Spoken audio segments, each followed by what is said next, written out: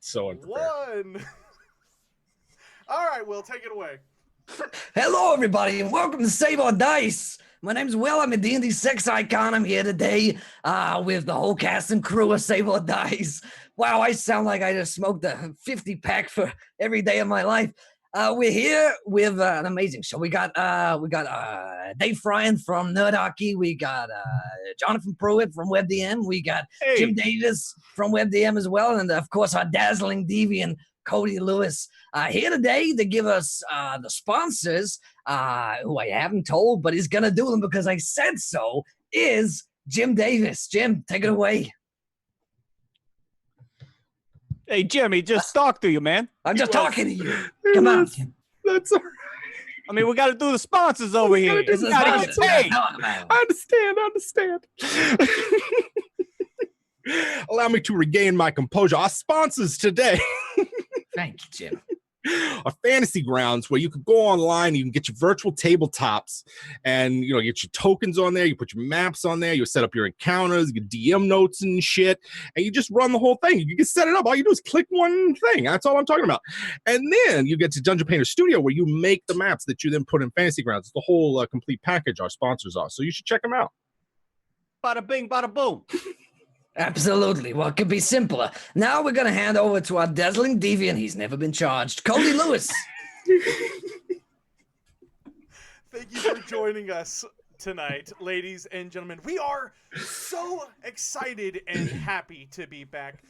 Dave FRIANT has made the trip to Origins. Will Jones is safely in Canada at the moment, and we're thrilled to be back. So, gentlemen, last time on Save Our Dice, you guys had a bit of a decision to make with the sudden change of character of one particular party member, Gregor. What? Dealing with Grindlebrew and Gregor had caused a significant change to your dwarven companion.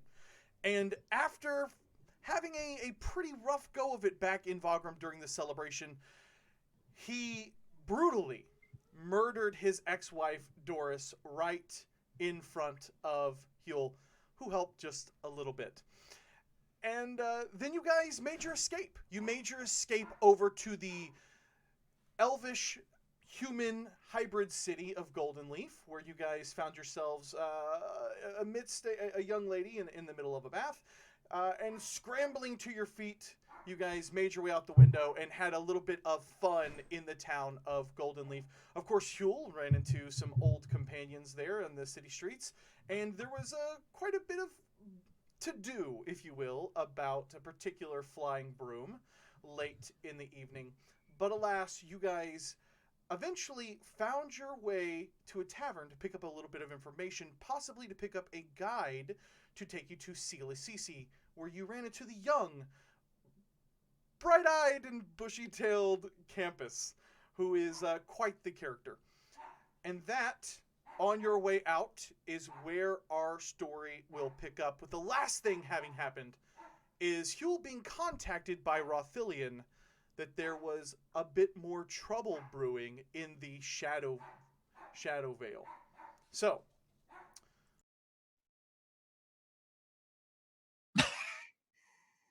I'm sorry about that, guys. All right, I got a dog. Our DM's now calling to the guys. The squirrels.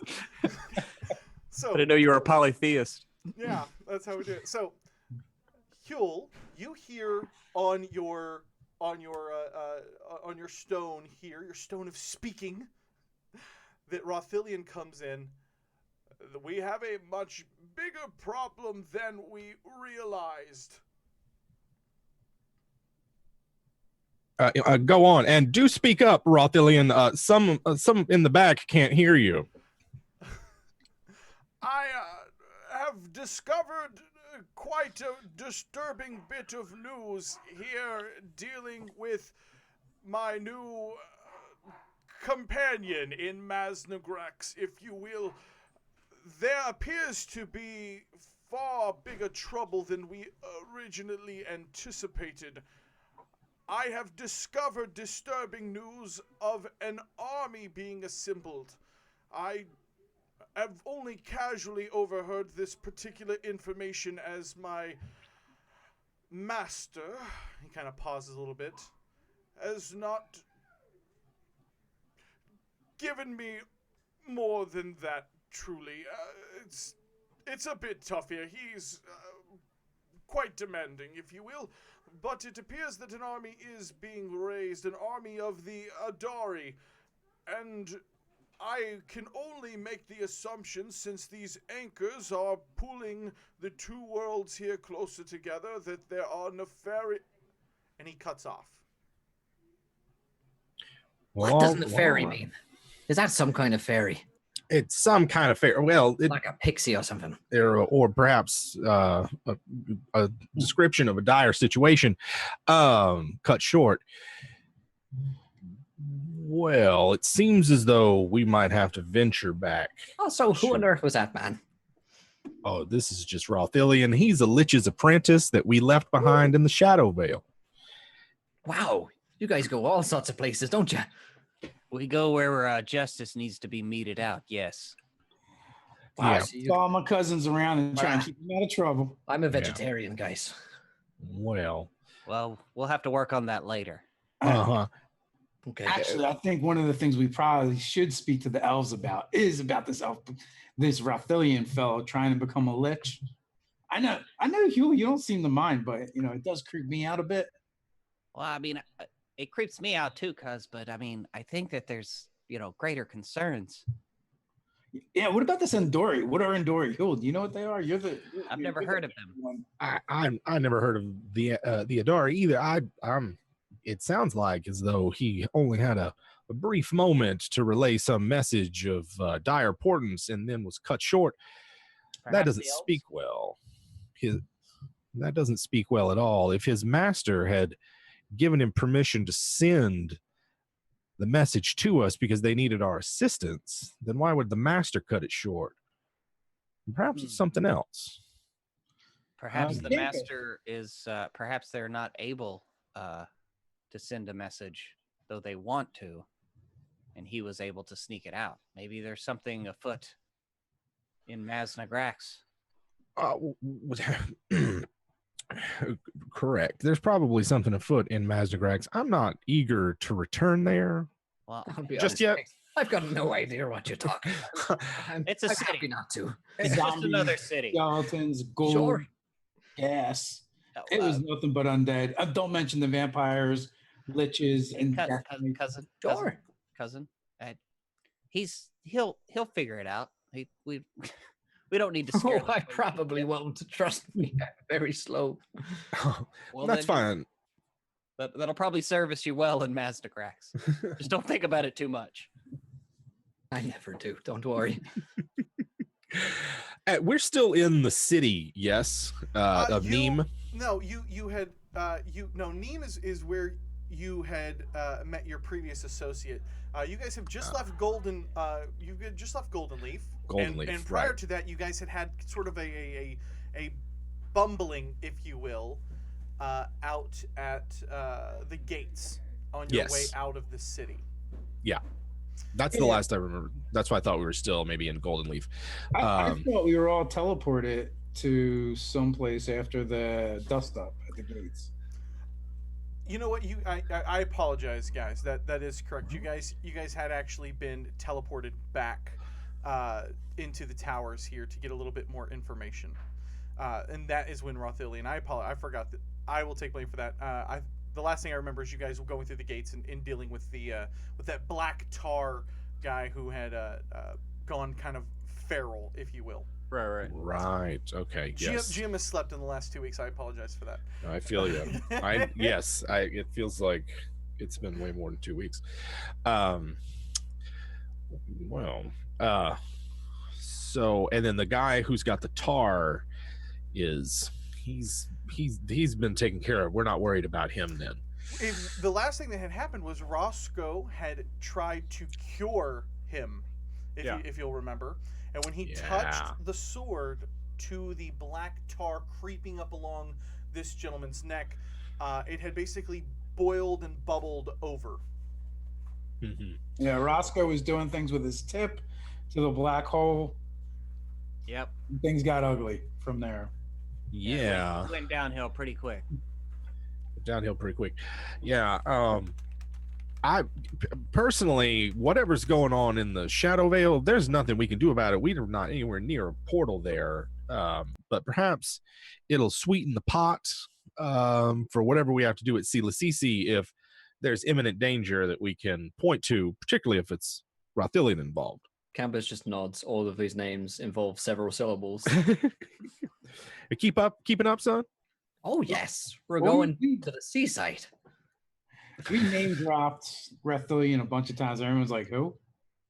No clue. Nobody knew who Rothillian was here in Golden Leaf as you guys No, tried yeah, to yeah. name drop him. How far he's is Dawn Cross from Golden Leaf?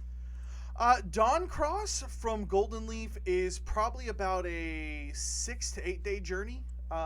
If you take the roads, probably about a 10-day journey, the safer journey. There are some woods you can cut through and some areas and hills that you can cut through to make the journey a little bit faster. But of course, it's not the road. But still, like, they know of each other. I see, that makes me think Huell thinks a little less of Rothillian, that nobody knows who he is. Must not have been that powerful, if who knows. Well, I've never heard of him, sir. So, but that doesn't mean a lot. I don't know that many people. Well, About 12 of them. Oh, and plus you guys. So that's 15. over 12. That's yes. So we're in one of the towers with like the guards and town officials or something. Is that the deal? Correct. And so when you guys had been kind of brought over here, a mage had came by to see the disturbance that had gone at the gate, and he had asked to kind of get a report back to the lady of Golden Leaf, Lady Asilt. And so you guys have been brought back to this point, and you're kind of waiting in this room, and that's when Rothillian kind of came on to talk to you guys a little bit there. But for the most part, you guys are in this room alone, save one guard who isn't really paying you mind, and he's not really in the room. He's more at the door on the way out. We still got all our gear with us. You still, yeah, nothing's been taken or anything along those lines. I'll be honest with you, because I get tired of these big folk always putting us in a small room with a guard nearby, and this is all in halfling. Which I forget if campus speaks or not. Barely. So do I. If he does, he doesn't speak it well. He's not a clever kid. And guys, bear with us. We're trying to fix the audio here. We see you here in the chat. I like to think maybe halfling sounds a bit like pig Latin, so it's like wait, did you really, or Esperanto maybe, where it's like that sounds like I should know what that means. It's like a real bastardization of elven. Yeah. Wait, I get really tired. They always want to lock us up in rooms. Well, I don't know. Both Dawn Cross and when we went with the dwarves, they put us in big rooms with lots of food. Yeah, that is true. Yeah. They did treat us better than the elves have. I'm sorry, guys. We're not a very good people. I'll come out and say that right now. But what can you tell us about the elves? Oh, the stories I can tell you about the elves. What do you want to know? Well, what are they like? Tall and kind of snooty, I would say. They never really got along with me, especially my father. He runs a lot of stuff in Darncross. Is it Darncross? It's Siilaecese. It's Siilaecese. He runs all the stuff there in Siilaecese. And Will, to give you a fair chance at role playing this. So a little bit about Siilaecese, and you guys will learn more when and if you guys actually visit it. It's in essence a giant tree that is a city in the middle of the woods. The tree is so large that it peaks above most of the other trees, but what's unique about it is the entire city is built inside this tree. So there's ropes, pulleys, everything. And the base of the tree is not level with the ground. In fact, the base of the tree dives deep underground into sort of this, about halfway down the trunk of the tree, it opens up into a big open cavern filled with a pool at the bottom and sort of like illuminated by fungi and stuff like that along the walls. And the elves here in Siilaecese are a more accepting people, which is why they have such a good relationship with Golden Leaf, and why Golden Leaf is kind of the center of the world when it comes to half elves and human and elf relations. I hope that wasn't too much information, but I relay almost none of this. No. He'll stumble his way through what Cody said, sort of like trying to remember parts of history that his master tried to teach him, and he's not very well learned sort of kid. So he tries his best. And he's like, my dad runs all this stuff by the big tree, and well, he never really liked me much. That's why they sent me off to like learn how to be a real elf. But it turns out I'm not much good at being a real elf. Well, I would disagree with that. You're quite the archer. That's true. We're Yeah, good at shooting things. Yeah, you really killed the shit out of that Kinku. Yeah, I kind of feel bad about that actually, because Yep. you know, He'll never steal a regular normal broom again. yeah, I killed a lot of people, and I didn't really mean to. I mean, I killed him real good, and I've never killed nothing before, not even an ant. Well, neither have I. I've never killed a living soul whatsoever. Now, cousin Roscoe What over about here that and Gregor? cousin Braso over here. Gregor is a complicated issue that we should stay well away from if we all want to live as long as we can. And He gives you a knowing look. Plausible deniability. Got it. Roscoe is quite deadly with the blade, as well as those tiny hands and feet of his. And Whoa. Keyword. listen, cuz I can't help that I had the bigger feet in the family, Roscoe. Yeah, but that has nothing to do with how you can use them. Why do you think I became a monk? Huh? Well, I'm very satisfied by the size of my feet. All I'm saying, Roscoe, I'm not making a judgment about your own feet. Other than they're deadly, as they evidenced by the broken and bruised and bloodied digits on your toes that you have. So Krampus, Campus, you're in good company here. All right then, that's good. So you said all this stuff about this Raphaelian chap and all this Siilaecese stuff, and that there's dead people and vampires, and I shouldn't talk about it, and there's tar and all that nonsense. So what? If I'm going to be traveling with you guys, I ought to know a little bit about what's going on. So there's bad stuff happening, and we're going to fix it. at Well, this yeah. at this point, All right then. you basically. He's happy with that. as Campus is asking this question, is like, yeah, that's fine. Yeah, okay, great.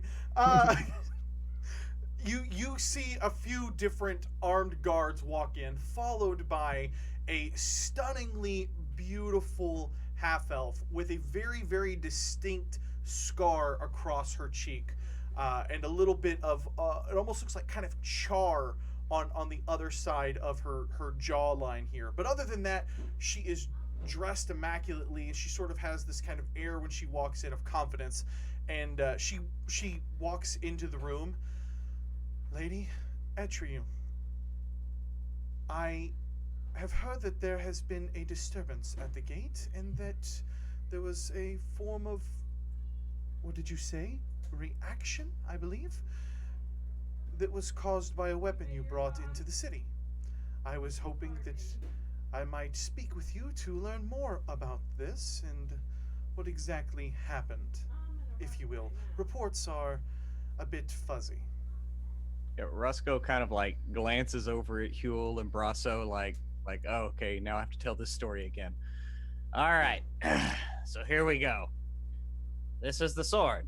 You know those lights in the sky, yeah? I do believe I recall a disturbance. Well, that's Just a because while back. us and the Shadow Veil are actually merging, and that's a bad thing, and we're actually on an epic quest to save the world. And this sword is the key to that quest. That man, he was touched by this taint. And this sword removes the taint. If you touch the tip to the taint, it will remove it. And that is what we're doing. We are traveling around the world, going to all these portals, and we are removing the taint from them. So these worlds don't merge, and we're all Really now? fucked. That's amazing. I didn't know we were doing that. Well, I mean, you seem like you just wanted the bare bones example, or Well, yeah, explanation. but what you said was really complex. So Well, exactly. It wasn't simple, but that's fine. okay. You see her kind of pause. Well then, Yep. If I am to have a keeper here, I shall believe him. What do you need from me?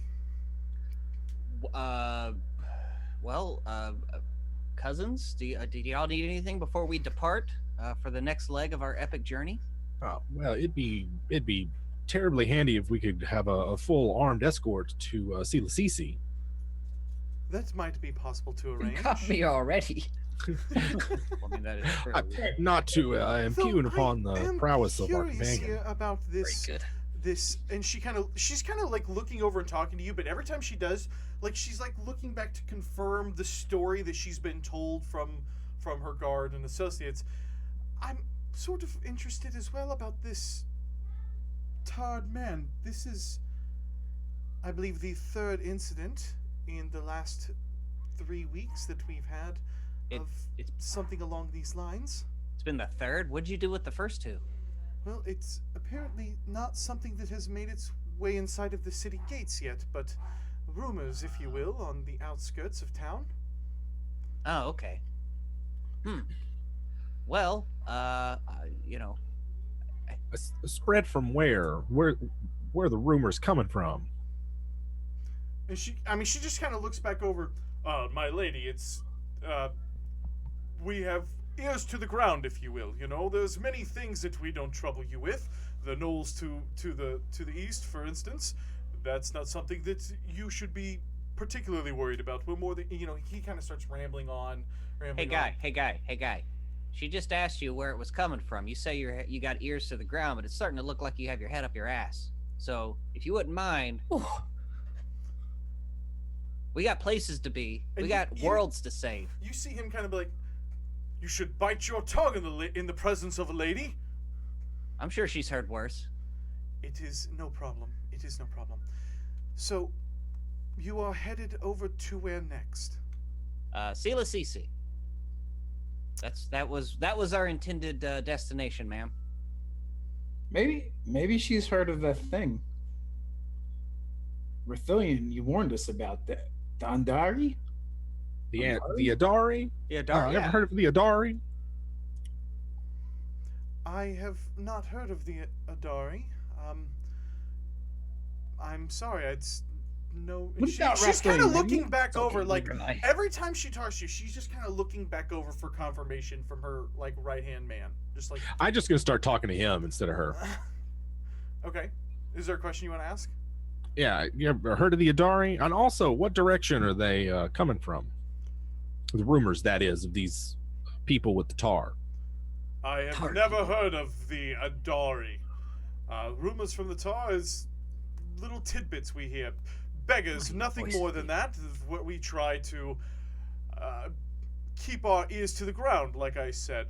Of course, beggars will always come by with rumors of this and rumors of that, dragons, invading forces, anything they think could get us to spare a few coins for the information. It is often difficult to actually procure anything useful from these particular encounters. Nevertheless, sometimes truth is mixed in with the lie. They come Indeed. from the northwest? Indeed, I believe that is the reports, yes. Hey, campus, what direction is Siilaecese? Good question. Yeah, it's to the I north. look at my It's- hand map. It's certainly to the north. It's more to the to the northwest than to the northeast. But More- yeah, I'd it's say it's more to the northwest and the northeast. it's over the Howling Hills in the Verrilli Woods. It's a little smudged on here, you see, so it's actually I sweat a lot, so it's almost all gone. Hey, cousin, Roscoe, why don't you pull out your Cousin had map? expedition. What? Pull out your map. Whoa. Okay. And I'll pull the map out. Yeah, the there's something interesting about the hole near Siilaecese. The tar seems to, whereas in the other areas, including down south towards the capital human city of Zai, it is not spreading. It is not growing out like roots or like the tar that you saw in the neck. In fact, it looks small and almost like a perfect circle around it. Like it's really hard to describe. Almost like I mean, it kind of looks like a donut around the hole, but it's filled all the way out. Huh. but it's in a perfect circle instead of spreading out further. So it seems stable and contained. So on the map, perhaps, sir, you could show us where the people with the tar are coming from. He kind of looks back over you like, I told you it was merely rumors. We paid them no mind. I understand you don't believe us, but we have reason to think that they're not just rumors. Like the guy that came through the town with the tar all over his All face. the more reason to keep watch at the walls more vigilantly. Right, and you're doing a fine job. We are going to go outside the walls, and we need to know where to go. That's why we're asking. When's the last time you had contact with Siilaecese? And she kind of looks back over. I believe it has been a few weeks. Uh-oh. Is that normal? No, that's it's totally not- normal. My dad never writes. Yeah, It's like once a year. It's not unnormal, untypical. Not many make the journey from Golden Leaf to Siilaecese. Occasionally, elves will come in with trade goods, or perhaps bring a set of emissaries heading off past Golden Leaf into further reaches of the realm. And are you familiar with the mage Verrilli? And she kind of looks back over at the guy, and he gives a little shake of his head. I'm afraid not. Cousins, I'm starting to think he's not really an elf at all. Are you sure this person's real? No one's heard of him. I believe he's real, but I believe he might not be who he says he is. Well, nevertheless, he's gotten himself in quite the pickle, so... Yeah. And you see him kind of say, "My lady, may I speak with you?" And he pulls her out of the room. Roscoe sneaks up to the door and tries to listen at the door. You can hear him out there, and he is adamant. Now, here's the way you sneak. I don't need a roll because there's still other people in the room, so you can kind of just edge over there. But you can't just be like, I want to listen to just this one guy because there's other people here in the room still. You can hear him kind of being adamant about not sparing any men from the walls if there is a real threat.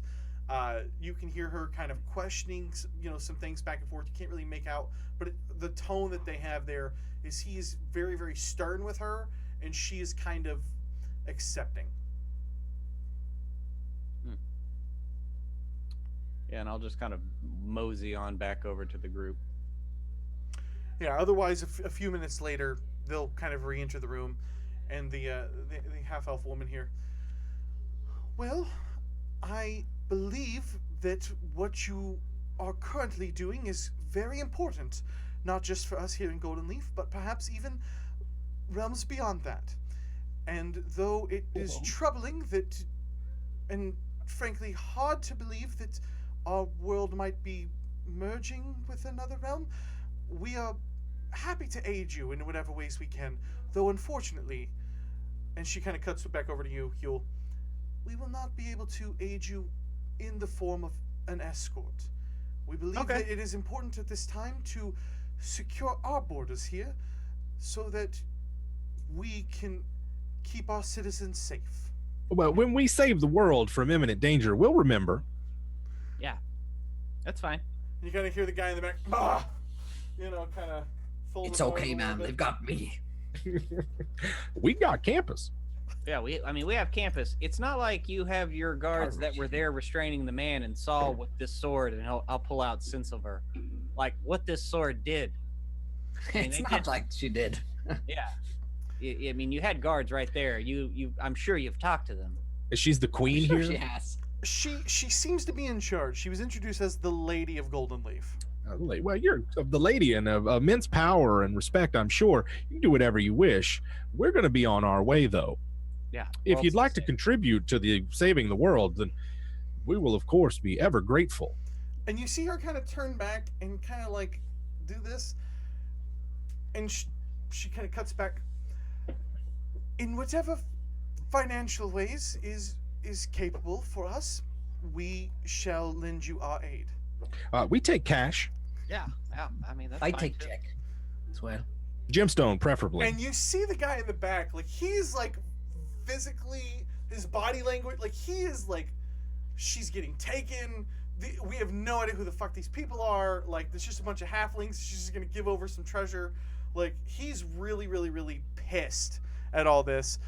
And finally, she kind of begrudgingly nods back to him. He turns back and, hollers over. A guy comes running up. A few minutes later, the guy comes back and he has a pouch filled with gold. And he hands it over to the lady.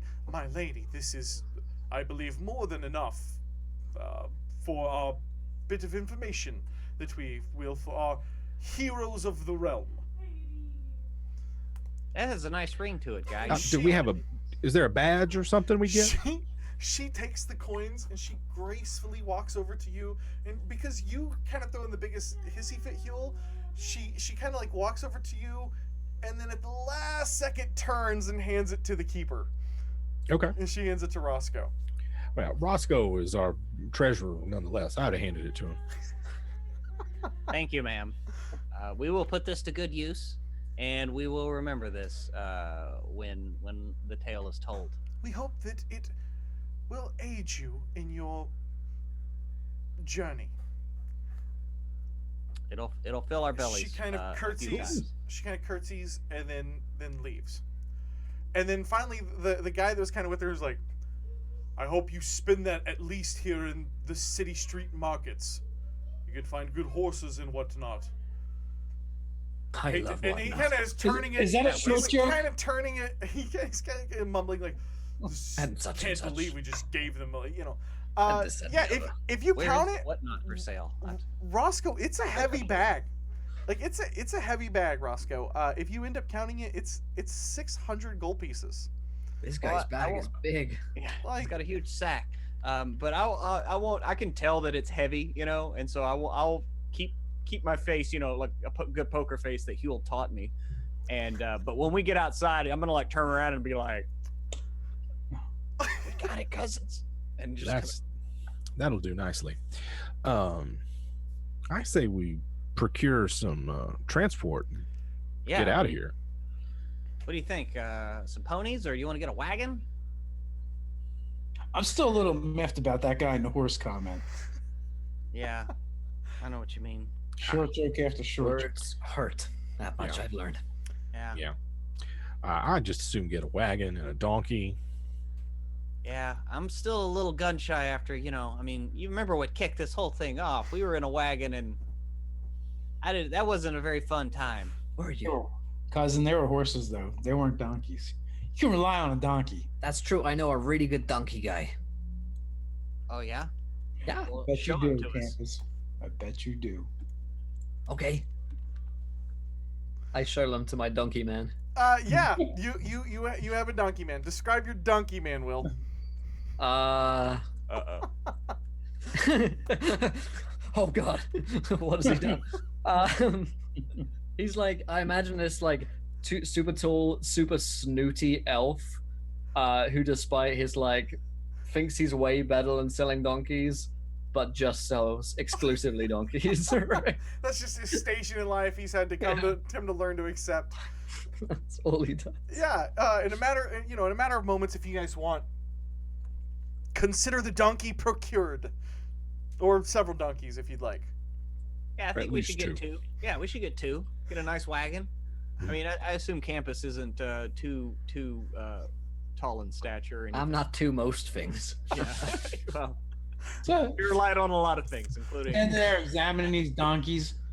Well, cousins, we got donkeys. They're going to need names. Oh, Yeah, I'll go look for a wagon while That's you a name lot the of donkeys. pressure. well, I didn't. Nah, when you name them, it's so much more terrible when they die inevitably. It's true. So, in that vein, we should probably name that one Grindlebrew and that one Doris. Yeah, that's fitting. That's very fitting. It was tragedy in our past. Heard of this Yeah. guy? Yeah. Okay. Yeah. Grindlebrew and Doris. Well, I'll write Grindlebrew then. Sounds like Yeah. a nice guy. He was very sweet. And then he At one time. came back from the dead. I hear that changes you. It does. It It does. So yeah, guys. I mean, give your players a flying broom. They buy some donkeys and name them after a murderer. and his ex-wife. I mean, that's fine. Welcome to Sable we Dice. need to procure a wagon. We can't all fit on the broom. I thought. Besides, it's very conspicuous, and a lot of people seem to like it. Yeah, I we- had yeah, to we kill a guy to get Yeah. us off that broom, and that's not something I want to do again. No. Yeah, but Quite frankly. never, campus, never let anyone steal from you. You have justice on your side as long as you're. Do I have to kill them if they do? So You when don't we do have 3 to. halflings on a broom, I feel like we're fulfilling someone's weird fetish. Yeah, that's true as well. I don't want to be part of that anymore. I I would would. halfling broom All right, stack. you can come out and say it. It's fine. I saw a play once called Three Halflings, One Broom. It was messy. Oh, Roscoe. Really? What was it about? Oh God. Oh shit. Well. Was there? Anyway. So, gentlemen, Yeah, consider the donkeys, Grindlebrew and Doris procured, and a wagon procured if you want. Any Together again. Golden Yeah, Leaf is together again. You know, you guys can make another stop by the Magic Missler with your newfound gold if you want. But you know, tell me what you guys are gonna do. Are y'all headed off to? Are you going to end up going over the Howling Hills to?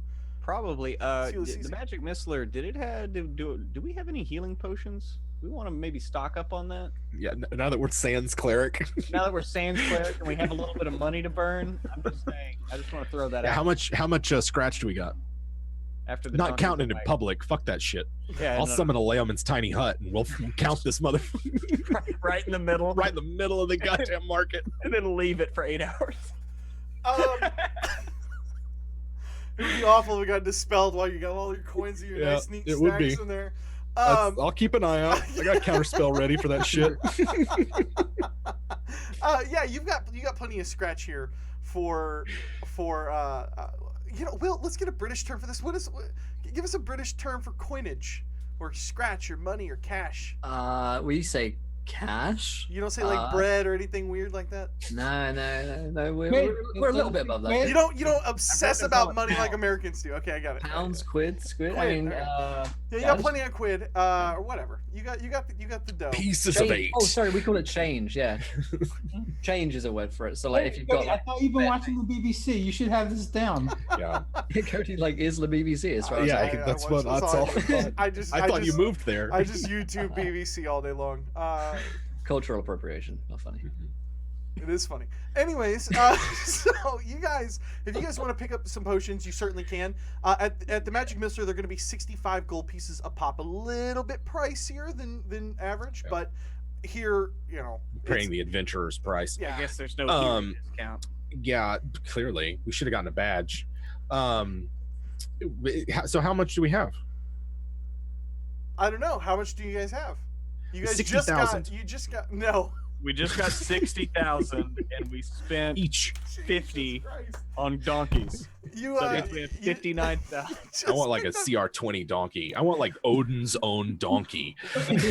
Rocks fall, everybody It's like dies. All right, you guys just got 600 gold, so I don't know how much gold Okay. did you have before that.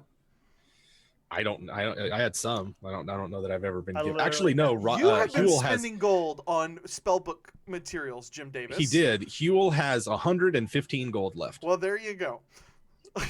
I literally have nothing in my treasure. plus another. Windows. So Let's say you guys That have enough sucks, to pick man. up. How about this? If you're going to spend all your cash, should have robbed you're going to pick up. You're going Fogram. to pick up 8 potions of cure wounds.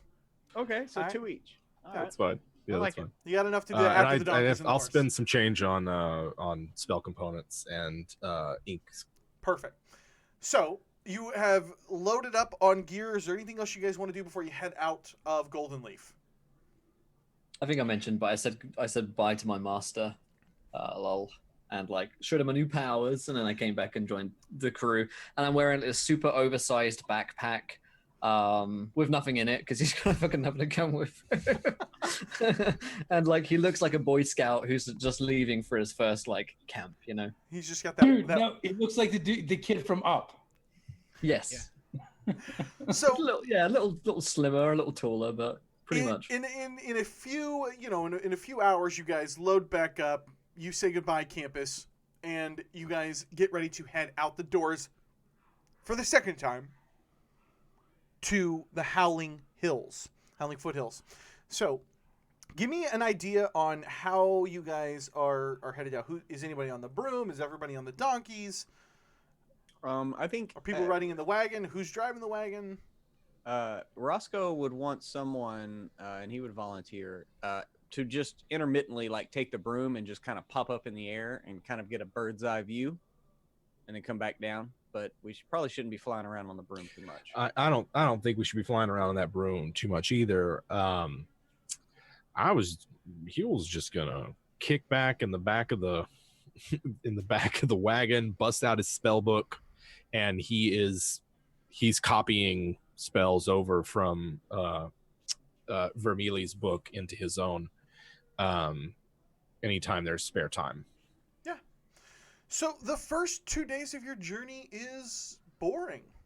The Howling Foothills, for all of that terrifying name, it's a safe area. It's relatively, you guys just didn't bump into anything. The nights that you guys spend together in the Howling Foothills is pretty empty and boring, and it really just not a lot going on.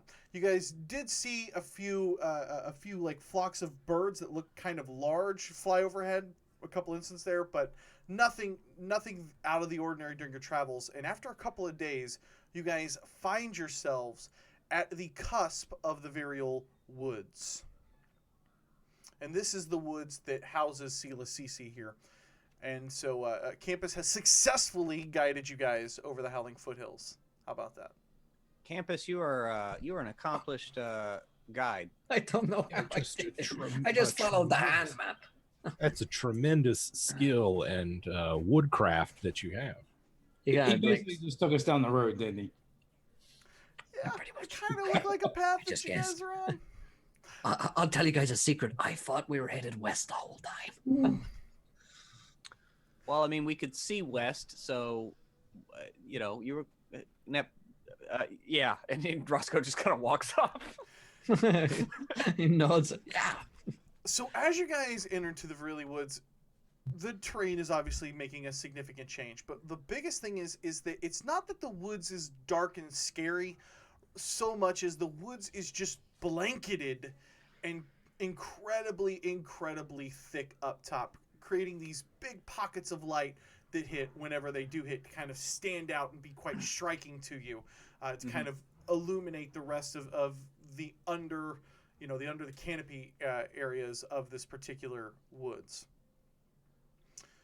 Okay, so Roscoe's gonna. No, never mind. Sorry.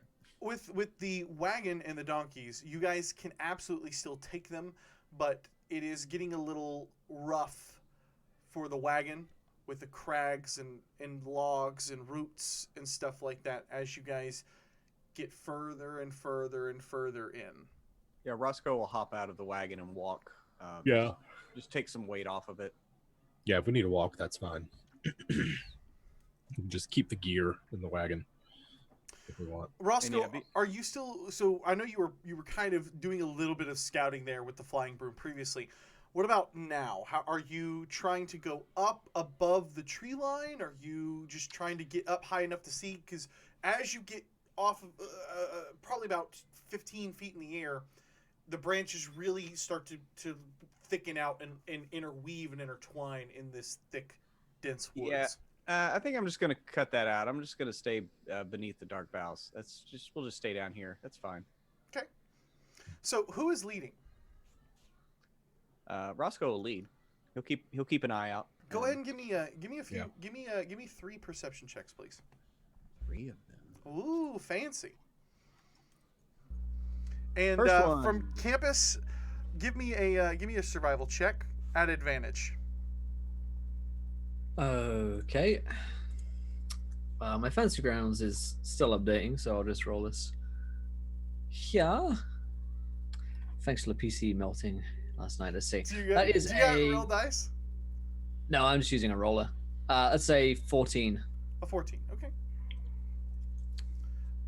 I got a nice array: 22, 8, and 15. No problem. All right. So as you guys start traveling through the woods. Roscoe, you notice you're the first one to pick up on it. It has gotten quiet. It's too quiet. It's gotten very quiet. There's no birds. I don't hear critters. Do you not hear that? Hear what? Am I Okay. ready? I don't hear anything. Roscoe. Right. Right. We're in the forest. There should be like noises. Sometimes I just hear a ooh, just in the background of my ears. Oh, you need to get that Huell- checked out. Huell turns and gets a look. Just a lot of the time I just hear a little ooh. Yeah, cleric for that. That could be detrimental later in life. Okay, cool. And you have a long life.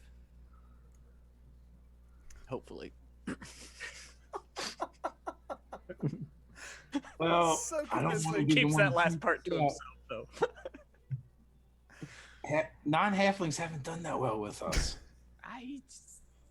Well, perhaps Grindlebrew was so advanced in years that perhaps his learning curve was rather steep, right? So we didn't spend enough time with him. Maybe Gregor didn't do that well either. Yeah, but maybe Right, campus. so He's didn't young come and spry. Maybe he'll Hey, keep up guys. quick. He like waves Hey. from 20 feet away. Hey guys. Okay, campus. So Huell sort of like he's got his hand on his wand that's up his sleeve, and is keeping an eye out if Roscoe thinks there's danger. And Huell puts away his stuff and gets on edge. I don't know. They might be watching us. But Hey, perhaps Cam, we should be on our best behavior. How close do you think we are? What? To where? To where we're going? You, To Siilaecese. Well, if my hand is correct, how far do I reckon we are? 3 days. 3 hours. No, 3 days. the woods is massive. Oh, All That's right. 3 hours and 3 days. It is a 3-day journey from the edge all the way to Siilaecese, buried in the center of this forest. oh, Well, we haven't seen any of that tar stuff yet. That's a good sign. that's a very good sign. I'm glad that we haven't run into any of this tar business. We should be on the lookout. I am curious what's above the canopy. Like, I wonder if there's a way to just Oh, cuz? poke your head out. You wanna take the broom? Or do you want me to? My eyes are ruined by years in taverns. You should go, Roscoe. Yeah. It's probably ruined for years of looking over your shoulder and just like gets on the broom and takes off. He's very salty today. His words, they cut. Yeah, Roscoe's been salty for a while. yeah. Ever since the Gregoring. Ever since Gregory, just like Huell Yeah, just wishes he'd get past it. Just like, jeez, You're like, I helped a little. Like, it's like, what the fucking big deal? That was like, You just admitted to an officer of the law. why did you put me in this position? oh, accessory between family. I'm I don't know, Cody doesn't like to hear this, but I'm RPing an alignment change, okay? Fake Anyway, news. I hop on the broom and I fly up. I'm trying to get this done as quick as possible because he knows he's heard stories of elves and bows and running in the trees and however much that's true, he doesn't know, but So Don't worry about it, Huell. He's going to get over it. with your, as you climb, it kind of is rough. As you get closer and closer to the top, the branches are more and more intertangled, but you feel like you finally get to a confident point here. I assume you're wanting to stay below the tree line to be able to actually see everything in the branches, not like the tops of the canopies, right? I mean, I want to move up. I want to check in the tree line, yes. But then I kind of want to go up to the canopy. Both. And I got you. Okay, buddy. yeah. So here's the deal. You don't see anything as you crush over kind of all these branches here. As you crest over the top of the canopies, you can see some movement nearby, but not heading your way. It looks like maybe 200-300 yards to the right or to the west is actually shaking and moving just a little bit. Like the trees are shaking and moving? Just a very, very, very little Oh bit. my The God, tops of the branches, anyways. Oh shit! I think Shatilrish followed us. To say what? What's that now? Distant thunder. If Roscoe's way up there, Huell will message him. How's it going? There's something about 200-300 yards west. It's Actually, moving. sorry, I don't have message. My bad. Roscoe sees that and then comes back down. And then, okay, guys, so like over here, like to the west, there's something like shaking the trees, like moving through the trees. I think it could, I don't know. Sure, it's not like the wind or something. Could be a wolf or something like that. No. The trees were shaking, like all of them, like something moving, like giant. Could be wolves in the trees. We should get 2 up the trees right now. Wolf and trees. Roscoe looks at campus and is just like, it just. Could be. Yes, it could be tree wolves. we should get up in the trees. It could be a stampede of something. Okay. Well, Like wolves. but they're not. Well, okay, but they're not heading this way. Oh. Not heading this way. It's heading another direction. Like wolves running away. How far away? Like 300 yards. You should check that out. This is like a really old forest. with I'll really go big to it. trees, I'll right? go It's like right over there. And he points west. I'll be right back, guys. I'll let you know if it's wolves. Oh shit. Campus, maybe we should stay together. It's not good to split up. You'll learn that one day. And Huell brings out Fenris, who has spent some time with, and Fenris looks more like a bird of prey than a rat. Perhaps Fenris could check it out for us. That's not a bad idea, Huell. And Huell will send Fenris off, flying out to see see what's going on. Yeah. So it takes a while for Fenris to make it all the way over there. And by the time he crawls 300 yards from something that's already been moving... Oh, he's a hawk now. Oh, he's a hawk now? Yeah. Excuse me, I thought he was still the mouse. Yeah. Okay, so in no time at all. And you can see through his eyes, I believe, correct? Yeah. Yeah. So Within, I think, like 100 feet. Yeah.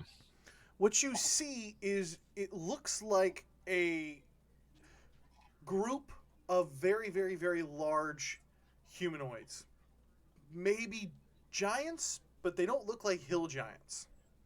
And they're just kind of trampling through the woods, and they are not coming towards you guys in any way at all.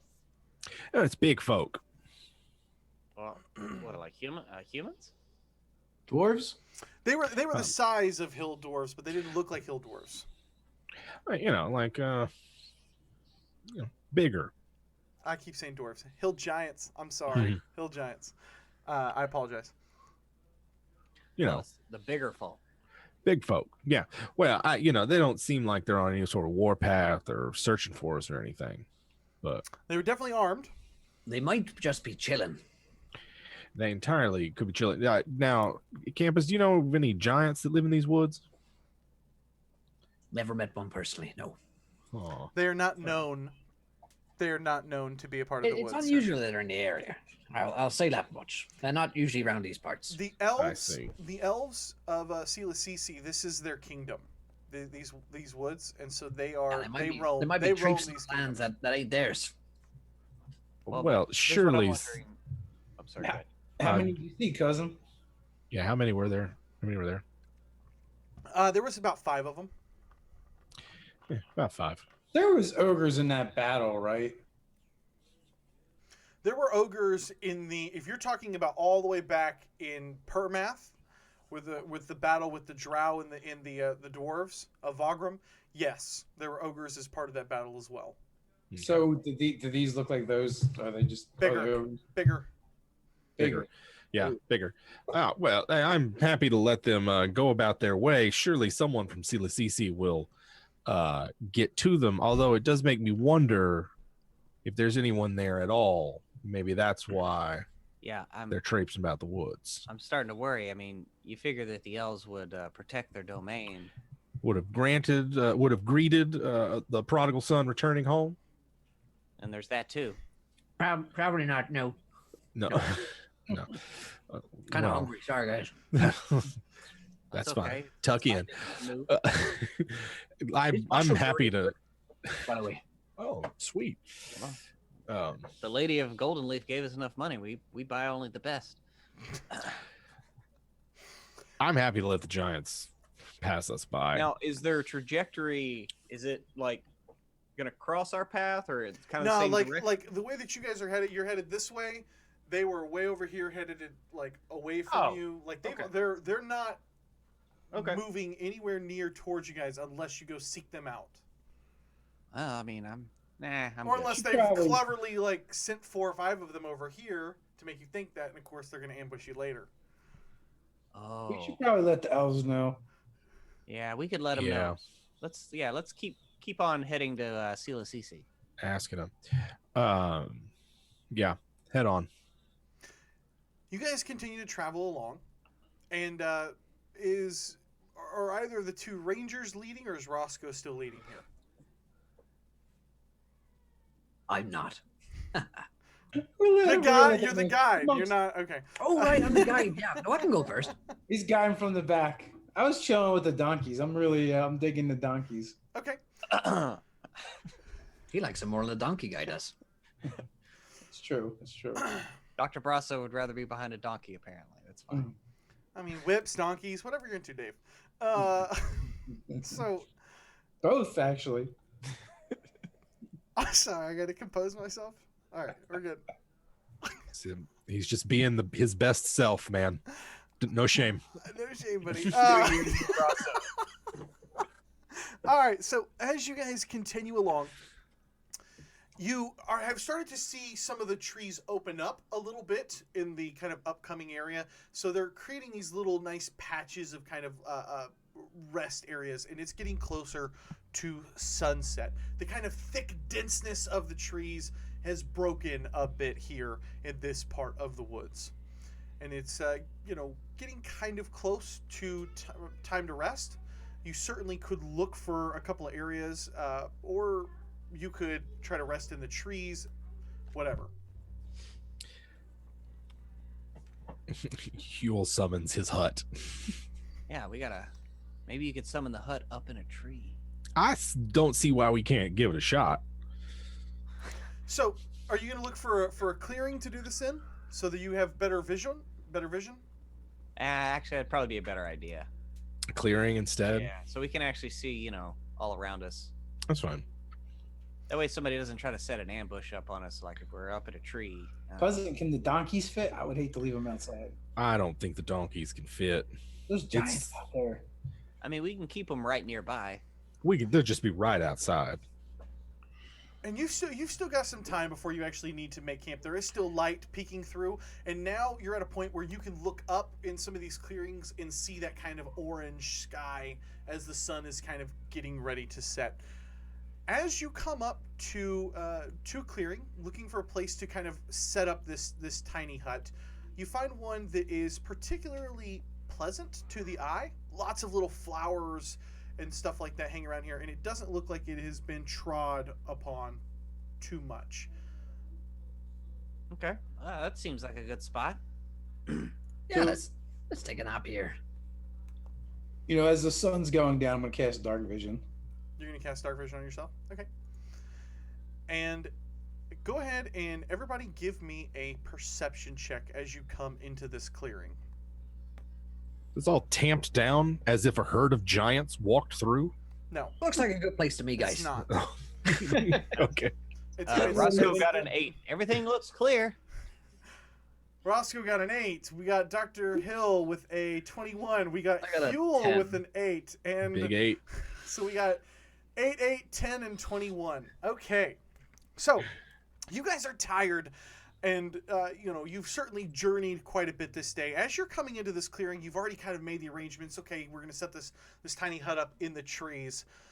Unfortunately, you've become a little bit too lax, and you don't notice the lumbering figures stalking you in this particular clearing. At this point, we're going to jump into initiative here. Oh, grand. All right, so we've got Dr. Hill. You're the only one that's going to be able to act on this first round. And let me kind of position you guys. Roscoe, you said you would have been leading. Huell, you're probably at the back. Huell's never without a friend behind him. Without a friend behind him. All right. Does that suit you a little bit better, Jim Davis? I can't see the map. Okay, how about let's do that. And let's slide over here to the combat screen so everybody can see what we got going on here. Whoa. Your map just crashed my fantasy grounds. I don't know what to tell you about that, buddy. I'm hoping this pulls back up for everybody. Yep, just crashed mine too. I have I'm just joining now. I have no additional extensions installed here. Came up for me. Got some lovely flowers and these troll tokens. How about that? We've got a nice, pretty little map here. The map that you guys see tonight was built by yours truly in Dungeon Painter Studio, of course. So big shout out to Dungeon Painter Studio for the killer software. All right, we're going to jump into this combat. I hope you guys can see it. If not, you may have to turn on the stream here so you guys can check it out there because it's coming through pretty, I think, enough for everybody on the stream. We're going to jump right over to round one, which is going to kick off. Could you quickly reshare that for me, Cody? I'm sorry. I'm sorry, what? Could you quickly reshare that for me? Yeah, no problem, buddy. Thank you, my man.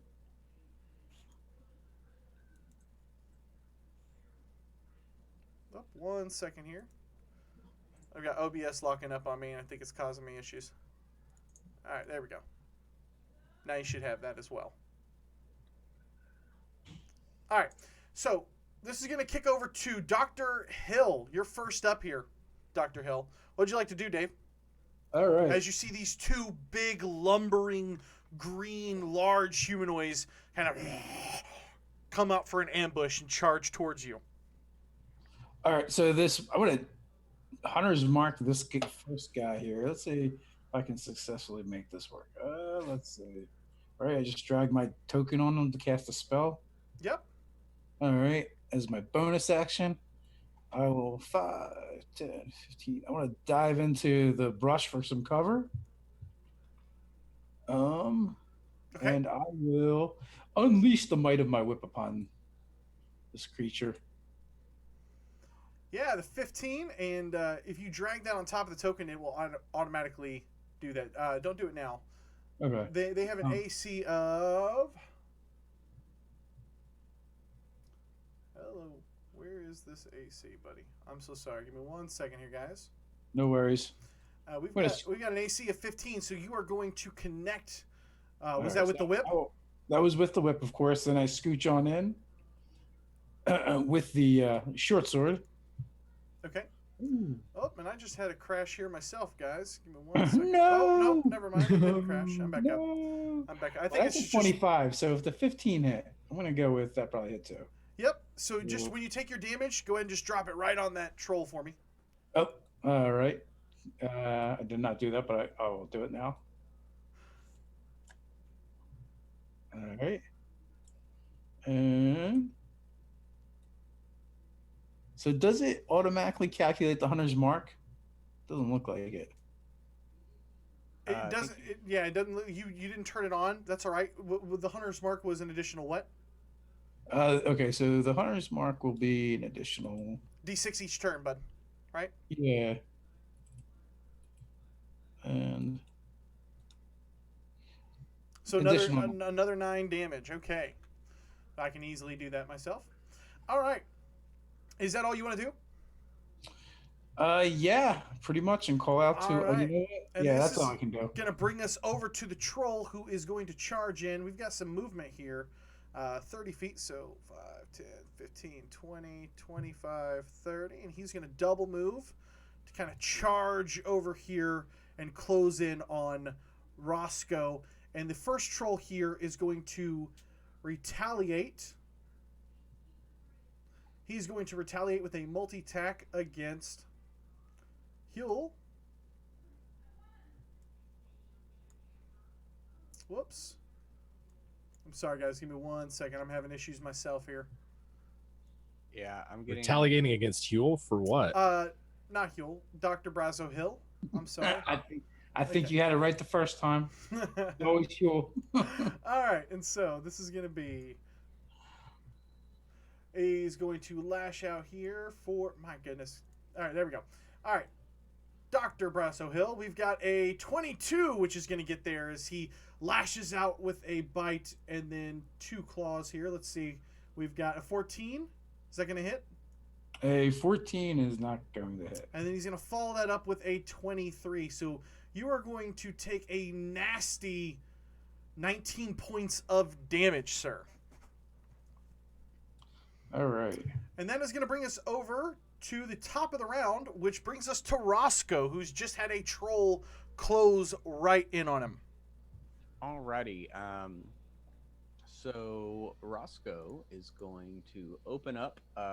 He's going to start with trying to do a stunning fist right to the troll's nuts, and I'm going to try to do a stunning strike, spending a key to stun this beast. Okay. So unarmed strike, and just so you know, oh come on, Fantasy Grounds, don't fuck me here. Yeah, I'm looking up a little bit too.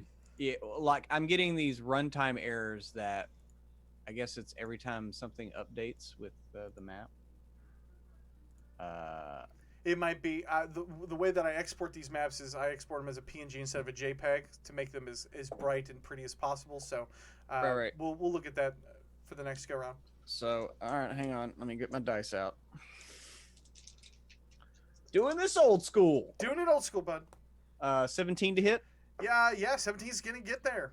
Okay, so that's gonna. I need a saving throw, a wisdom, or excuse me, Constitution saving throw. Done. Yeah, I got a 23 on that save. Okay, well he doesn't get stunned.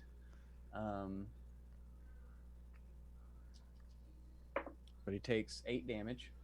Okay. And then following that up with a strike from Adagar. Okay. That is a natural 20.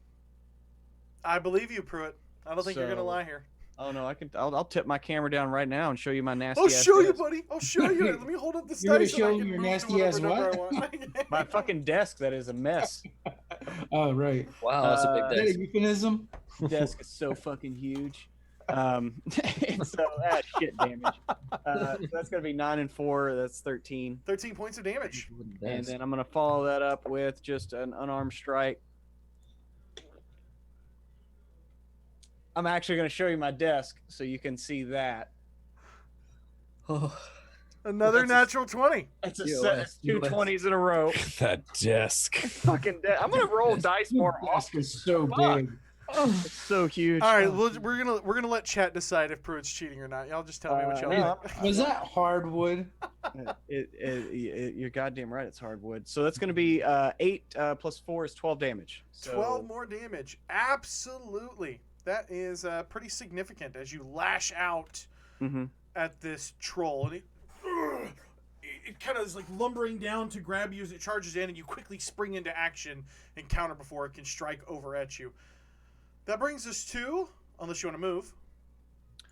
No. I'm gonna stay right there, making myself as big and loud as possible, so he doesn't attack my cousins. I would believe him if he was a Mistwalker. That brings us to Mr. Huell Thunderbuck. Yeah, so Huell is going to mirror image himself Okay. as Huell pulls through the different strands of time, all the variables and parallel universes that he can see with his third eye, and brings forth some of those nearby to take some hits for him. You know, because in parallel universes, Huell is probably going to be dying in this fight. And so he's got his mirror images up and is going to eat the action, the attack, and back away. Okay. And he's going to lash out. Let's see if we got AC 15. All right. I don't think it's fitting that he's going to try to bite you, so let's do a claw attack here. Yeah, 22. And then what's the mischance? The mischance right here is going to be, because I have 3 images up, it's 6 or higher. Yeah, gets an image. Okay. And one of them poofs away as he lashes out. Kind of swung in down here on Roscoe. Unable. Roscoe's countering back, and he'll lash out at you as you suddenly duplicate yourself and try to back away. Dr. Braso Hill, what would you like to do, sir?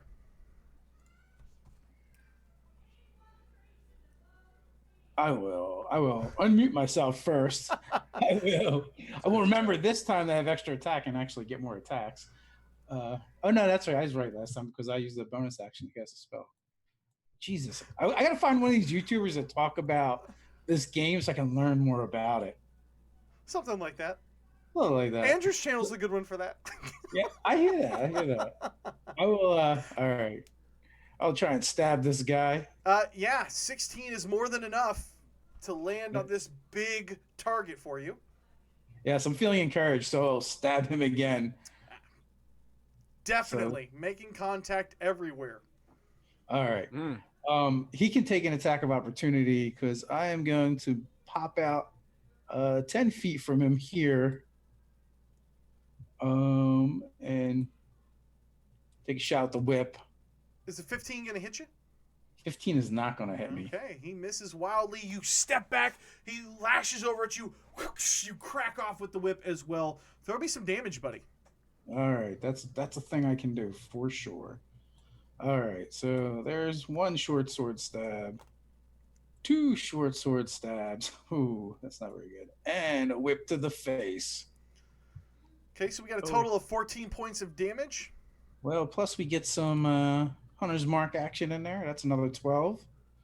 And that's my action. That's my bonus action. I'm going to end over here. And let's see. I think I have enough movement. I can get to there. All right. That is all I am doing. Okay. Come get some ugly. The trolls will turn and charge back down onto you and onto Roscoe here. So this first troll is going to, troll 1 is going to start just trying to tear Roscoe into pieces in a hungry fury. We have a 17 that's, or 27 that's going to get there, and he's going to follow that up with 2 claw attacks for a 20 that is going to land and a natural 1. So he is going to lash out as he bites into Roscoe. Whoops, that's not what I wanted. Not that critical hit. Don't worry about that, buddy. And I bet it's gonna roll damage like crazy. So let me just make one more attack real quick. All right, there we go. Let's throw damage. So he's gonna bite into you for 9 points and then slash out at you with his claws for another 11 points. As he tries to rend you and is unable to grab on to that second claw attack. The other troll, sensing a weak opponent, is going to do similar things. As he continues to target down Roscoe with a natural 20 on his bite. No, take a 12 for that. Take a 12 for that. 12 plus 7 is 19. Is that still going to hit you?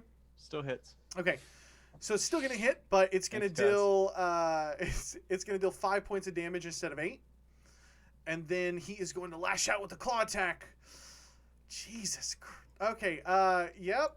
That one's going to make it as well for 11 more points. And then finally the last claw attack is a 14, which looks like it's going to miss. Roscoe just getting dominated in between these 2 trolls. Say it again. That brings us over to Campus, who I is thought yet to Braso act. had the whip. Just love how everyone just passed that one over. Right, just like, oof. Well, I was just, how you doing, cuz? God damn. All right. Almost fucked. Okay, so Roscoe's getting. Roscoe's in between both of these. Have either of them been wounded? Was it the one on the right, draw number 2? They have both been wounded. Mm-hmm.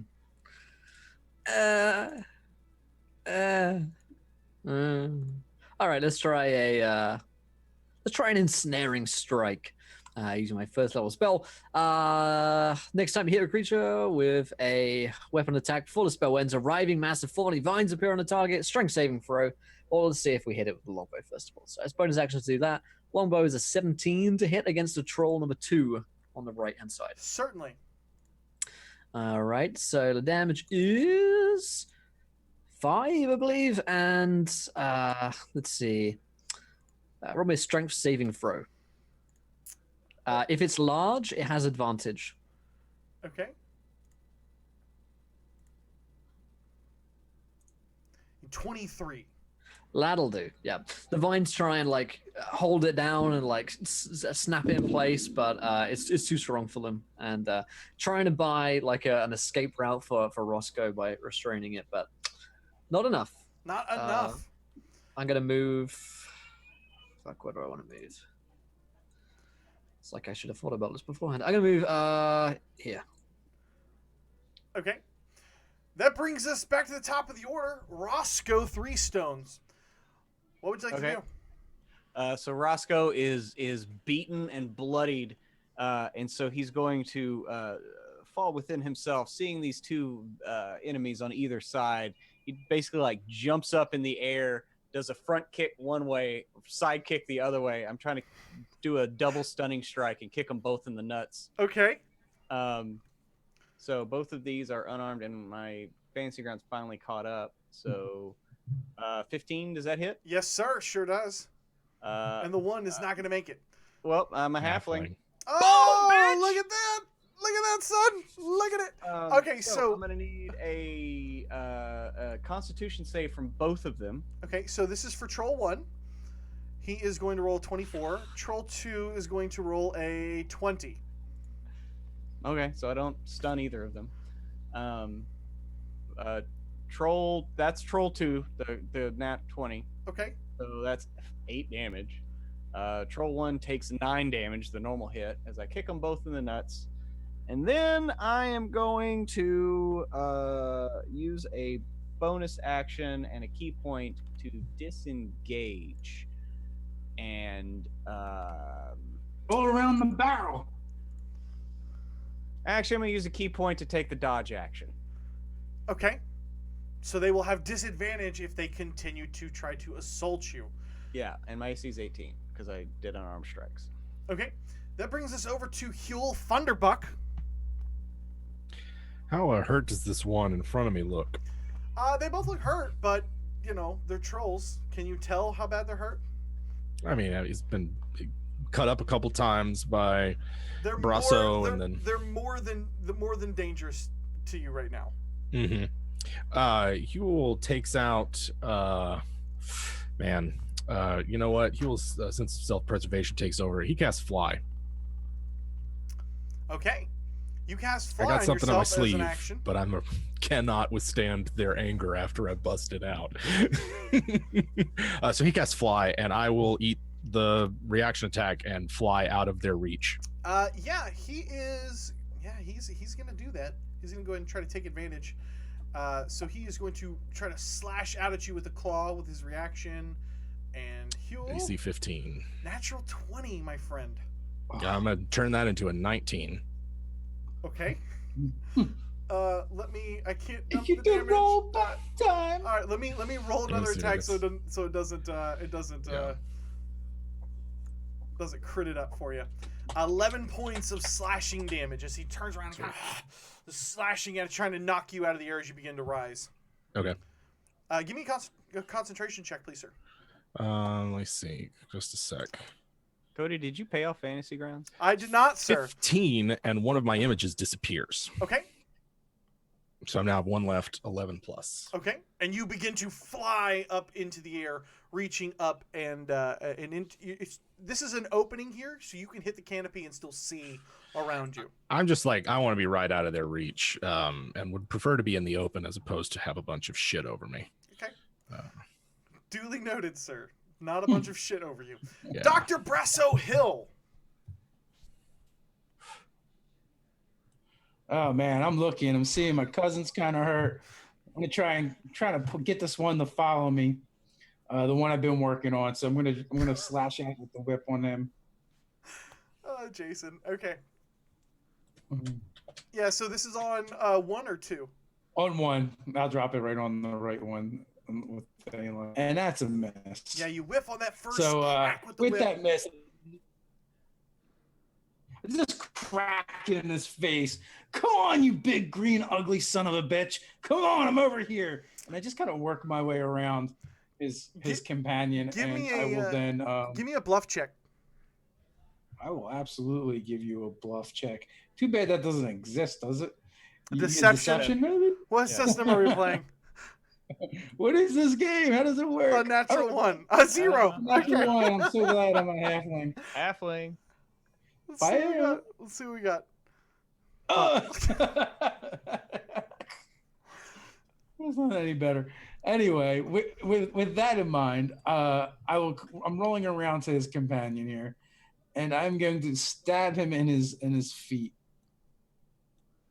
So A natural 20. No! Natural 20. Suck it, troll face. And that's And a 16. Both of those are going to hit. Make sure you get that crit. Now, this troll 2 does not have your hunter's mark on him. it does not. Okay. So troll 1 still has the hunter's mark. And yeah, I love how all this damage is just automatically calculating for me right now. Oh, It's like, man. all right, cool. Don't touch it. It's almost like cheating, right? Yeah. And by the way, It's such a great experience. It's so easy to use. It's almost like cheating. I'm not kidding. Just so you guys know, I had to catch myself just now because it was automatically doing the troll regeneration, and I was doing it also. You don't have to. It does it all. like it does it. It's fucking great. I was like, it's doing the regeneration for me. It Cool. chops. It cleaves. It does it all. So as you crack over and you kind of get this thing, it kind of looks at you, and it kind of like almost snorts in derision at you at that, and continues to kind of eye viciously down on Roscoe, who it is trying to tear in half with its compatriot here. And at this point, Don't forget your crit damage. It automatically did it. Okay. Oh, it's because No, what happened is you rolled the damage. You rolled and another attack. Yeah, you rolled another attack before you rolled the damage, bud. Oh, okay. I thought I saw the dice drop. Yeah, so throw me another 6. All right. Come here, you. Oh, but it's rolling 2 of them. I only need 1. No, that's fine. That's perfect. You can just add that 5. All right, perfect. All right, so Huell, you get a really good vision of this, and as you kind of like come up and out and are getting away from the branches and trying to get away from the trolls, and you're assessing what's going on with Roscoe, it almost looks like the ground is beginning to move. It almost looks like the ground is beginning to move, and it's sort of like you can hear the like of like crackling vines as the ground seems to come to life. All right. And it moves slowly and methodically and almost kind of like as it raises up, almost like a humanoid shape, but you're not quite. And it begins to try to grab very slowly at the troll's hind legs and begin to try to kind of pull at it here. So what we have here is a neutral, a neutral target here. With the Shambling mound as it comes to life here. And it is going to try to lash out at the troll. Cousin Huell, is this your working? Campus, did you do that? Ain't me. I can't do that. Not even if I tried. I mean, we've seen you do the vine thing. I do the vine thing, but that's not me doing the vine thing. Those aren't my vines, pretty sure. And it kind of like raises up, ugh, and you can hear the troll like Roscoe, you get this big heavy breath as it feels like the breath has almost been knocked out of the troll in front of you, who is getting ready to lash back down, and he kind of gives this big grunt as this thing turns and tries to wrap around him and slam down on top of him. He is going to turn and face the new, more imminent threat and try to lash out at the newfound piece of earth that has come to life.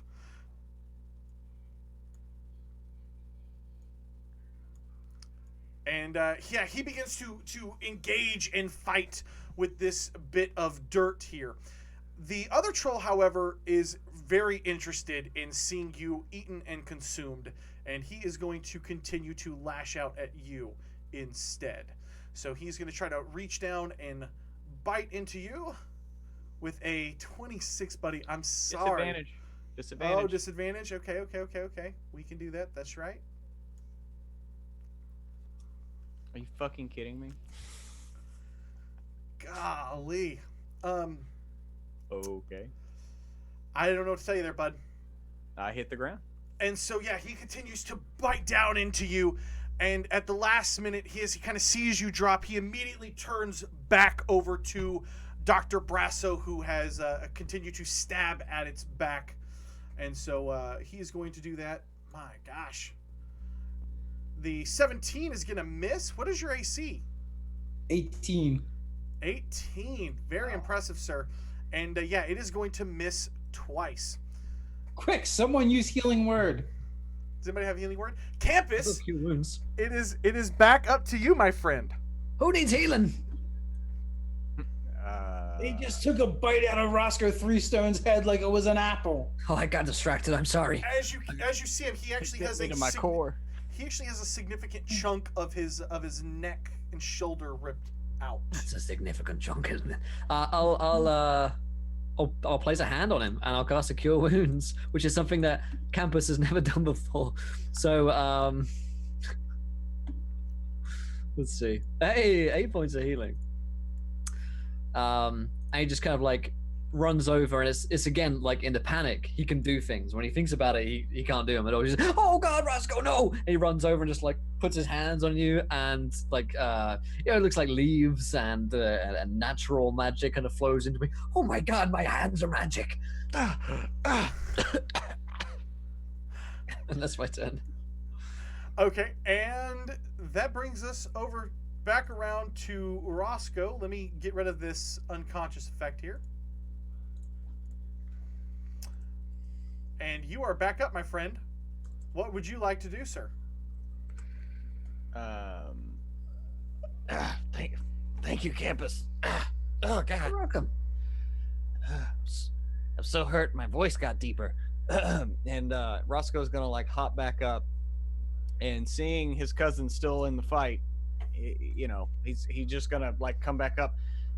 Never turn your back on an enemy. And he's gonna slash with a sword Down on, at troll number 2? Yeah, troll number 2. Come on, Fantasy Grounds. There we go. So it's gonna be a 20 to hit. 20 is more than enough, sir. It's gonna be 7 damage with the unarmed strike with Adagar. Fuck. That's gonna be a miss. Even though we're flanking, it's only a +1, right? It's only a +1.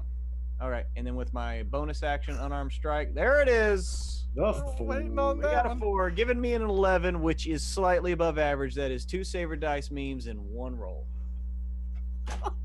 End of my turn.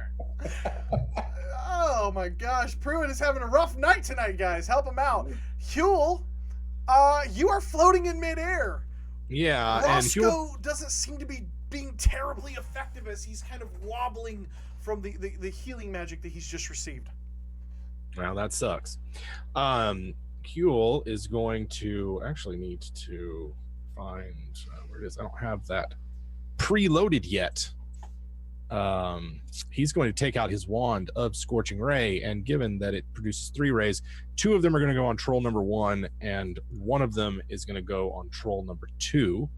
And so, give me just a second here. Let me see what my Two of them on number bonuses. 1. Yeah, 2 on number 1 and 1 on number 2. Let me just a second to find where my Nice. freaking bonus is. Huell's going all eat suck faces. Yeah, this guy is gonna. You are one Suck it. ugly motherfucker. No, okay. Yeah. Where the hell Is my that stuff? an old movie for you, Will? I'm sorry. That's Yes, from a yes. movie called Predator. It came out in the 80s. Never. What is that word? What is that word? This is a unnatural 20 here. 14 plus 6. Another one of Harrison Ford. 22. Get off my plane. And a Someone where 9. he's the Blade Runner, right? Yeah. Get off my plane. All right, so the He's the first plane two, runner. Yes. The Plane Runner. That's right. the first two into the first troll are, yeah, that's all good. It's 14 fire damage. Fire damage, huh? Is that, Yep. Is that what it says? Scorching ray. All right, fire damage. All right. So I'm just gonna make sure that doesn't automatically do that. Yeah, absolutely. So that is going to be significant damage here. I'm actually going to get this spell set up. Is that all you want to do? Do you want to fly around?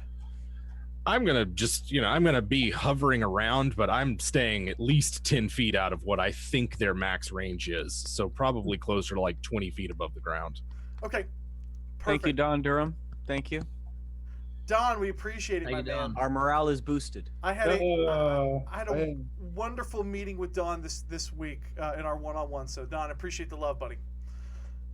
All right, Huell, you are as far away, buddy. You're 20 feet away. If that's what Yep. if that's what you want to be, That's Dr. where it's gonna Hill. be.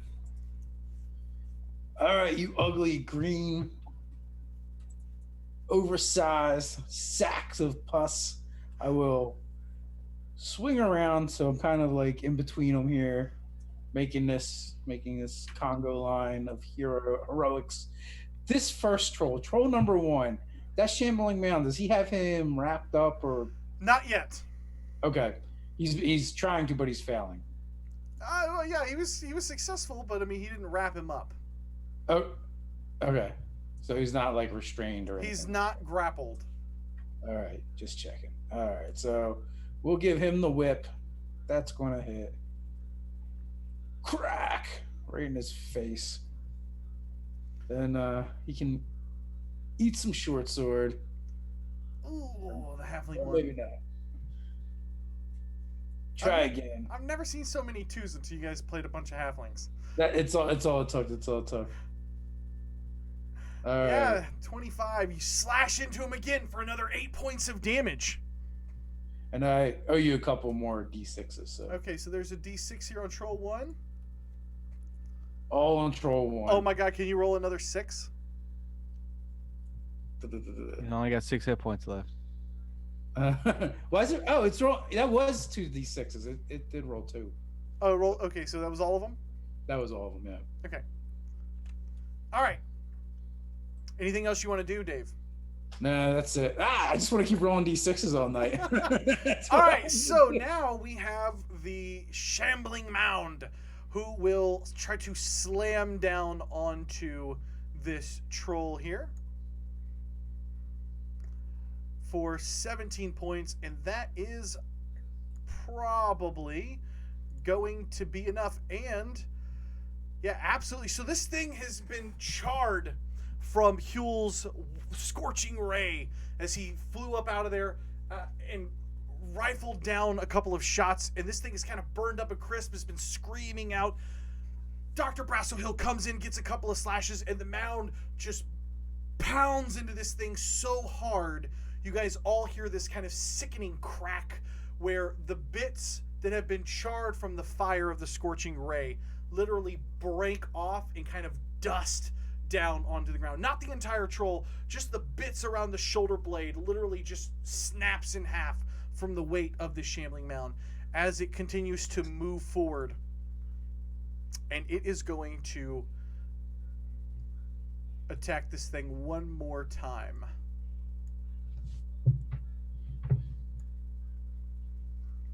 And yeah, it is in essence proceeded to beat very slowly and methodically this troll into pulp, into the ground. But it is very, very close over here to Roscoe.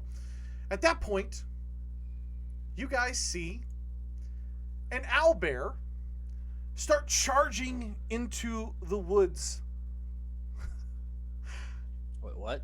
This thing is going Cousins, what the hell's comes going on? screaming out from the woods here as it races in. 5, 10, 15, 20, 25 with more than enough. And it is going to make some attacks here against this. That's not what I want. Against this troll. It comes screeching out, this big, giant, owlbear-like creature. I don't know why it did that at disadvantage, actually. Campus, are you the Beastmaster? What the hell's going on? No idea. I did say wolves, but these guys are like owls and bears. Oh my. All right. Big pile of compost. Troll 1 is I going recycle. to be dead. I do. All right, and that brings us over to troll number 2, who has gone in a very short amount of time from being very confident and actually dropping somebody to suddenly finding himself flanked with multiple enemies on the field, and he is going to lash out over here at Campus, who has brought back to life its particular male. 17 as it lashes out for 5. It's going to come back around with a couple of claws here, Campus. 22 for 11 points, and one more claw attack. 15 looks like it's going to hit as well for 10 more points of slashing damage. And it just begins to ferociously rip into Campus, picking him up and biting into him, slamming him back down with his claws, digging in and pinning him to the ground. Consider yourself prone, sir. Oh, I do. And it is going to try to move this direction 1 square. And that is going to be its turn. Campus, you're up, my friend. All right, well, this thing hurt me pretty bad. Almost to the point where I can't feel my fingers or my toes. So I'm just gonna go ahead here, and I'm gonna disengage from this one. I'll let the team take this one. Good luck, guys. I'm just gonna go back here. Cause holy moly, that hurt a lot. Oh, Get out of there. I will. You know what? I'll spend my move action to move a bit further away as well, just to be safe. All right, so are you taking the disengage right there, bud? Yeah, I'm taking a disengage. Okay, I'm sorry. I'm looking at people freaking out because there's more stuff coming on the field. James, we appreciate the love. 20 bucks just because there was an owlbear, and I agree. There should be more owlbears in Dungeons & Dragons. All right, Campus, anything else you want to do, bud? No, that is. Oh, maybe I can cast a bonus action spell. Yeah, I'm gonna cast my Hail of Thorns bonus action the next time I hit it with a ranged attack. Okay. Roscoe, this shambling mound next to you seems very dangerous. So does the troll. Okay. They're technically providing each other a flanking bonus at the moment. Does it look like the shambling mound is about to come at me, bro? It does. Okay, so that means I'm okay. Well, in that case, I will spend my last key point to disengage from the shambling mound, shoot a ninja roll between the troll's legs to pop up on the other side of him. Okay. And then swing back around and give a punch and a slash to said troll. I have no issues with any of that you just said. Make it happen. So it's 25 to hit with the punch for 9 damage, and with Adagar slashing out, 13. So that's probably not a hit. The 13 isn't enough, but the first unarmed strike certainly was enough. Okay, so it did 9. And did you throw that unarmed damage on him or no? No, I don't have the map up. I got you, no problem. Yeah. All right, I just wanted to make sure that it was calculated automatically. And you are on the other side of the troll? Yeah, now I'm on the other side. Yeah. Huell, what would you like to do, sir? Well, this troll's remaining. I'm just gonna target it with all 3 of my little wand rays, and I actually have the spell set up now, so we'll just use that. And the first one, do it to it, bud. Oh, but that's a 1 I can reroll.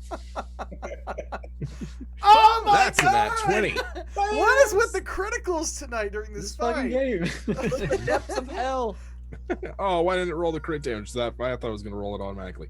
So that's 14 for the first ray. Make sure 23 hits. That's another 3 damage. And then the last ray here.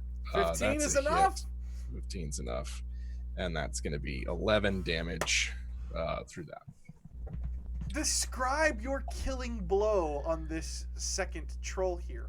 Yeah, so Huell is gonna he's got the ray and he shoots all three. He's got the wand. He shoots all 3 of the rays at it, and they just the first one sort of hits in a spot, and he just keeps hitting the same spot, like when you tap someone on the forehead for 30 seconds or a half an hour, and it just pierces through him. Never mind. I'm gonna let that joke go. I'm gonna piss off Emma. All right. What Pierces through him and cuts him in half. Yeah, absolutely. There we go.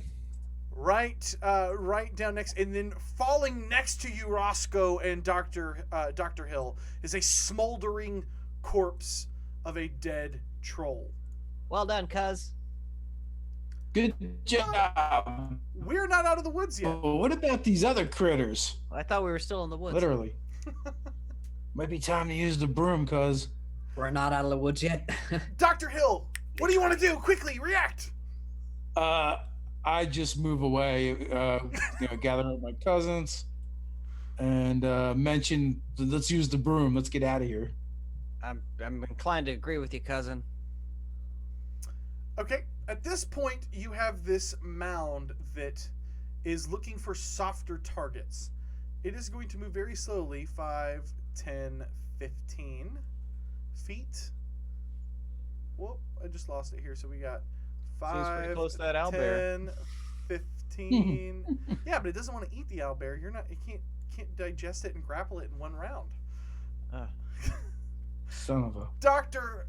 Huell, as you you take off running away from in between the owlbear and the shambling mound here. The shambling mound proceeds to kind of follow slowly, passing over the top of this troll. And it is going to make an attack against you, sir. Would it be out of sorts to say I was dodging since I hadn't used my action for anything? I will let you dodge. I don't see any reason why that would be inappropriate.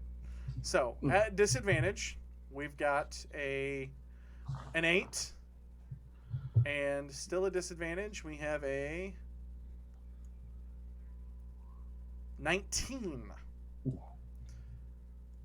As it just barely makes it in time, as you're kind of getting right up to Roscoe, I think we should get on the broom, and then boom, you can feel this big heavy clump next to you as another one lands beside you without actually damaging you.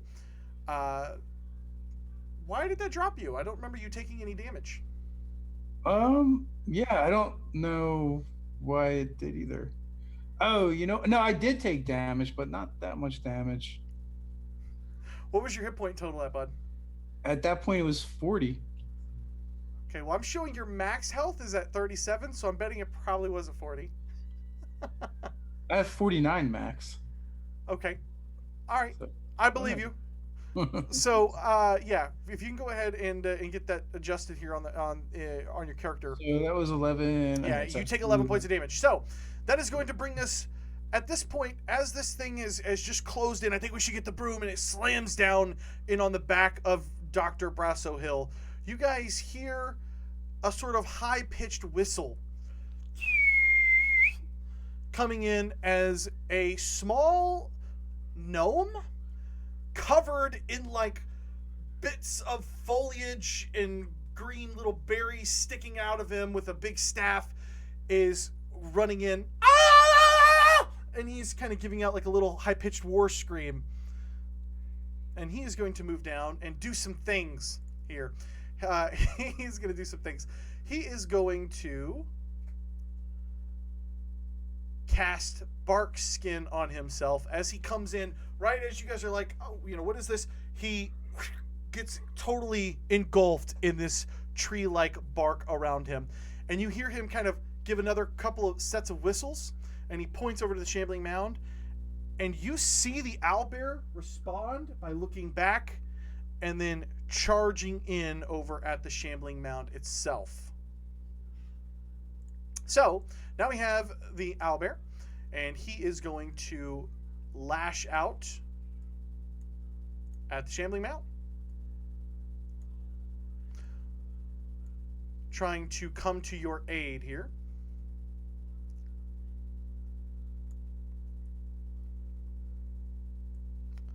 Sorry about that, guys. Give me 1 second. Wow, look at that. Okay. And then finish up here. Okay, not going to make it. So, the owlbear is now engaged in giving you a little bit of a bonus there, Huell. It is Campus's turn. Campus, what would you like to do, sir? Oh boy, I'm gonna take a shot because I've got my my thingies. My hail of thorns is up, so I'm gonna shoot it right at that shambling mound. First attack is a nice hit for 9 points of damage, and it has to make a DC 12 Dexterity saving throw. Or what condition? Just curious. Or 1d10 piercing and magical damage from my hail of thorns. Okay, I got you. It was a dexterity save. Yes. He has a massive 11. Takes an extra d10 there. A mighty 1. A mighty 1. All right, so he takes 10 points of damage. Second attack, real quick, is a 18 to hit for 10 points damage. Yeah, that's definitely going to make it as well. And so you're continuing to fire off into this thing. I'm over here, guys, in the bushes. Don't worry. Don't worry. Roscoe, Me. what would you like to do, sir? Still here, huh? I'm going to, since this thing is still attacking Dr. Hill, that's more important to Roscoe right now. So he's going to, halfling one, another one. Followed by 20. No, I'm kidding. Yeah, I was waiting for it. So it's 22 to hit with the unarmed strike starting out. So it's going to be 8 damage. Slashes with Adagar, 22. For, that's nice, 13 damage. And then bonus action, I'm going to throw another punch at this mound of crap for a further 7 damage. So 28 in total. It has taken some serious damage, and you're just pounding away at this thing. Branches are breaking off, vines are snapping, and you almost feel like you're like digging into the heap as you go further and further with your fists of fury, breaking things apart. Huell Thunderbuck, what would you like to do, sir? All right, Huell puts his wand away and circles round here, and he is instead going to hasten this thing's inevitable fate and toll the dead. Okay. What this guy's gonna get. So that's let's see, 14. So it failed on its saving throw. It is already wounded, so it's going to take 7 necrotic damage. 7 necrotic damage, and you did that perfectly, bud. It did everything for me. All right. Yeah, absolutely. So, Dr. Hill, what would you like to do, sir? This thing has its eyes locked in on you.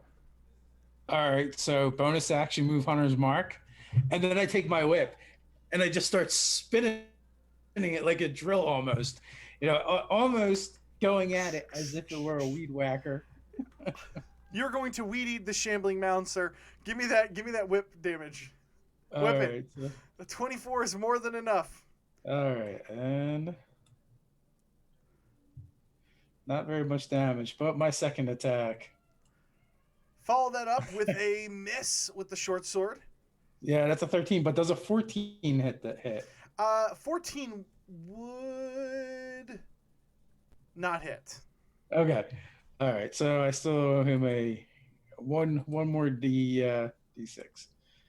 All right.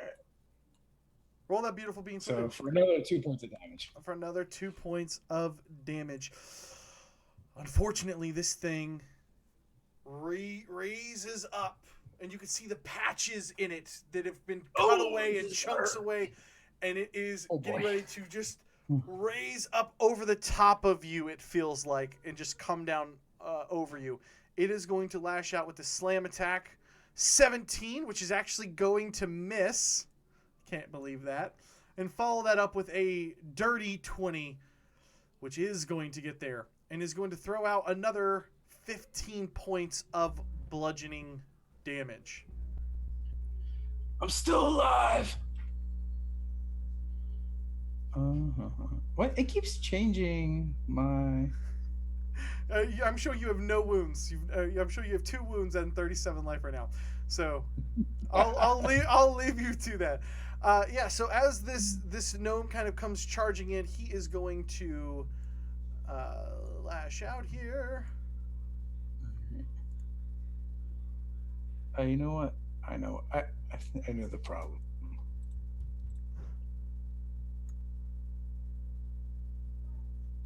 And he is going to slam into this thing with his enormous quarterstaff, and he's going to follow that up with his owlbear making some attacks as well. What are you guys going to do if this thing turns and tries to attack you? Going to die. And so as you kind of lash out here, you see this thing raising up at you, Dr. Braso, and it comes down almost over the top of you, but misses the first one, lands in on the second one. The gnome rushes in and bashes in over the top of it with the owlbear slashing ferociously at it. And you feel like the mound just kind of goes limp around you. As you look over to the gnome, he is taking his bark skin off and kind of setting back up to greet you. I rush out of the bushes. Whoa, that was a close one. I'm almost dead. Thank you. Without you, I think those trolls and this mighty veggie creature would have devoured us. You're welcome. You did good, kid. Thanks for getting me back up on my feet. I didn't even know I could do that. I was talking to the gnome. I'm sorry, what? What? He's kind of There's just a sitting gnome? there. Who? Where? There's a who? The gnome. You guys are halflings, not gnomes. There is still an enormous owlbear there as well that kind of, as you guys are kind of talking and chatting amongst yourself in campuses, totally oblivious to all this, he kind of like comes up and you almost hear like a purr come out of him, and he kind of slumps down and like sits almost like a human bear would, kind of like a circus bear. He just kind of sits on his rump next to the gnome, still dwarfing the gnome, still much taller than the gnome, even sitting down. Is it a dwarf or is it a gnome? It is a gnome, sir. Okay. Dwarfing the gnome. Gnoming the dwarf. The honor. He's gnoming the dwarf. Gnome. Good gnome. Yeah. But yeah. I'm gonna go on a lookout. Like, there's nothing else around us. No, there's nothing else going on that you can see. All right. I'll sit on a tree branch then. Does the gnome respond at all? Yeah. So what are you guys doing here? We had to fight those creatures. Oh, you had to fight them. We're on our way to Cece. What was it again? No, Cece. Cece. That's it. Cece. We're gonna seal the portal at Siilaecese. Siilaecese. That's where we're going, you see. Just We're on a quest to save the world. yeah. Well, that sounds mighty important. My name's Henrik, and he kind of reaches his hand out. Henrik. Henrik, That's a nice name. and this here's Barnaby. Barnaby. Is Barnaby friendly? Doesn't seem like trolls or those veggie creatures. You see him, he's like, is he friendly? And he kind of goes, he's friendly enough. I wouldn't get too close, though. Well, not with that beak situation going on. What can you tell us about these woods? We thought for sure we'd see some elves by now. Oh, I haven't seen the elves patrolling for a few weeks now, I think. At least they're not That's this what the far. other lady Much said. closer. Much closer. They're out. Are you going to Siilaecese? I could take you. I'm the guide, actually. Oh, Yeah, well, then campus you is know our how to guy. get there. I mean, there's another elf. Of course, it makes sense that he's, would know how to get to Siilaecese. He's probably from... Are you from Siilaecese?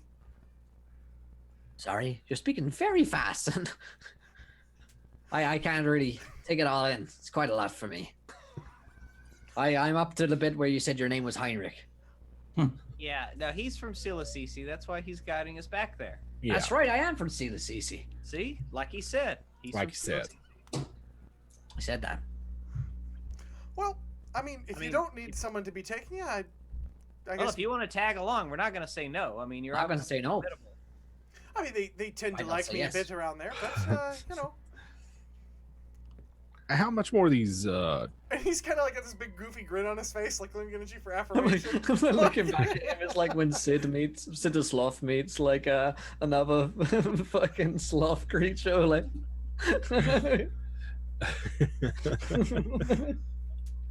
Did you see those the other giants? Because there was the other group. It was a larger Uh-huh. group. Can't say I have. I mean, are they around here?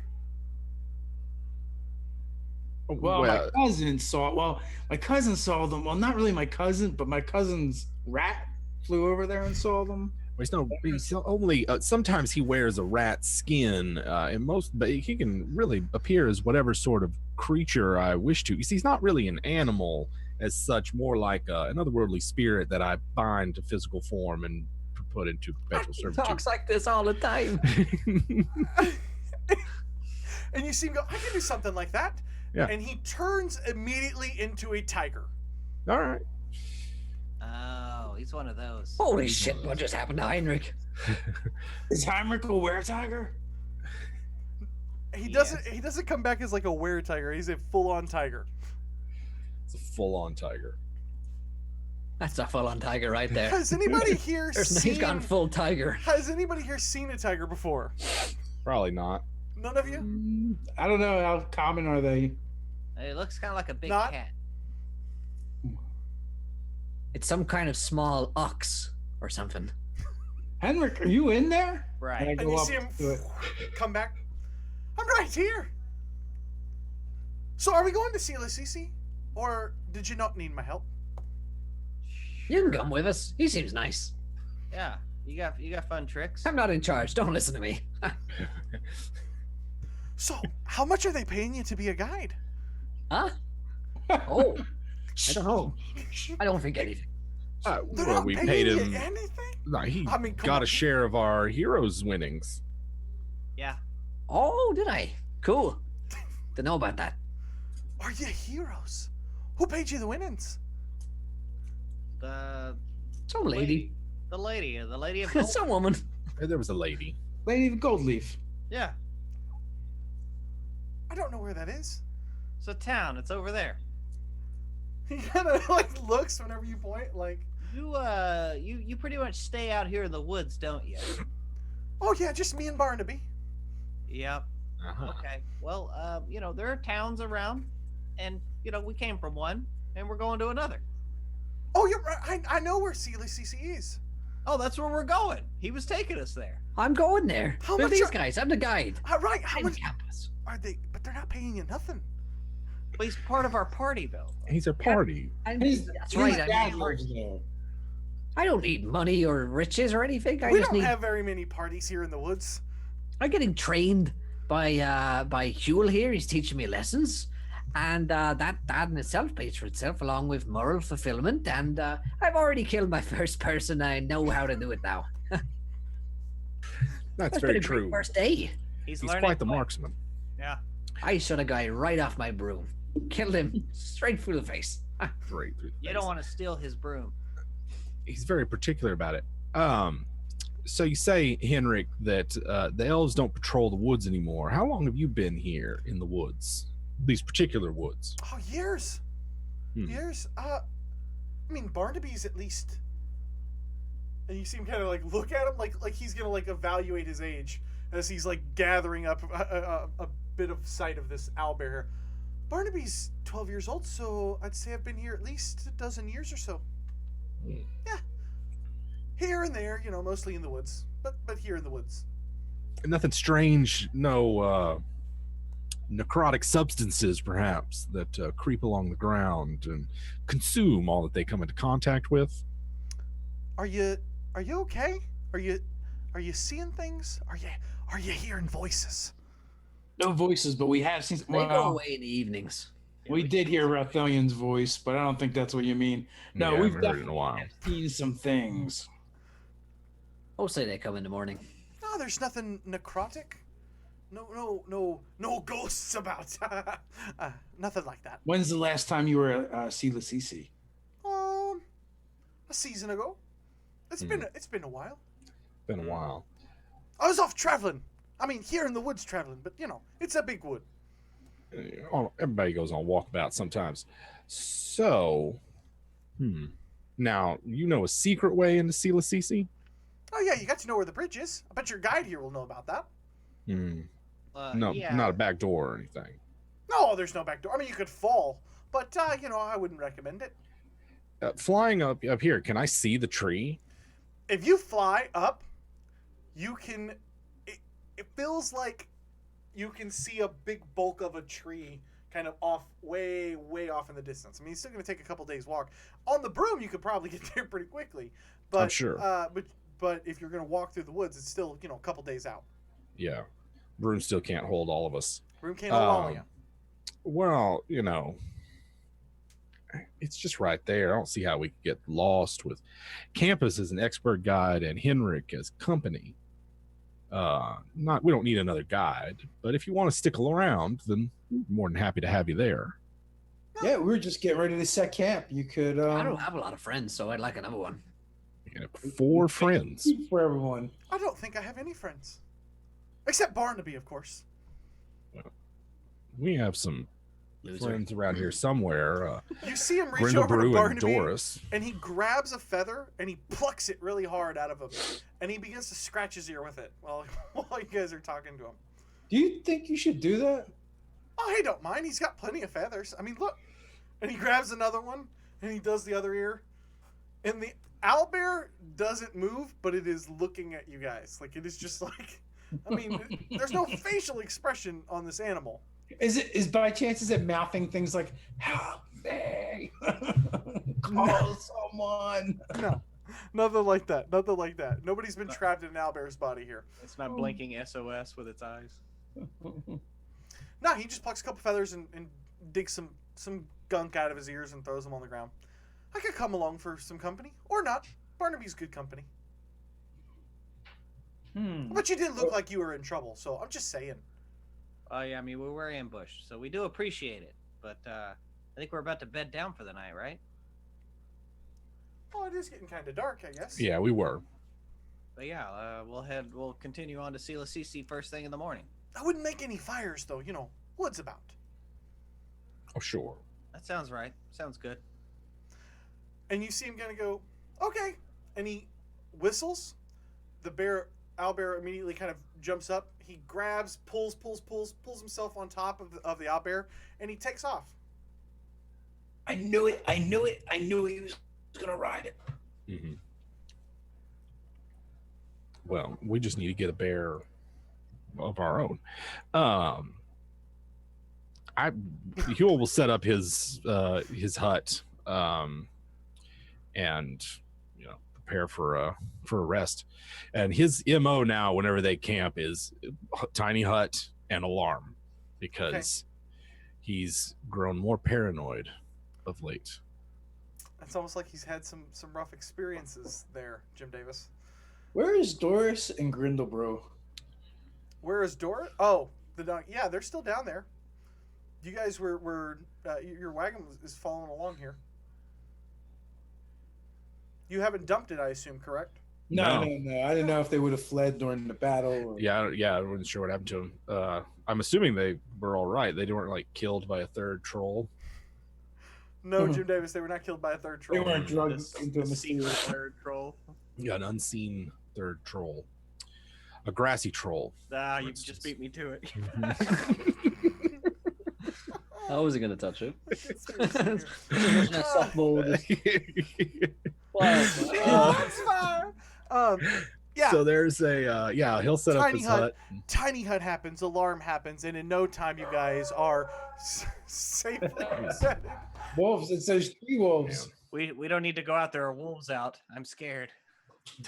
Campus was right. There are wolves. In the trees as well. You guys make me perception checks. You hear howls in the distance.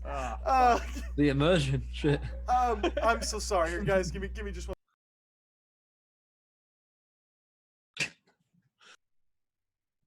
Okay. So, yeah, you guys can take to rest if you would like. And By the way, does anybody have any healing before we go rest?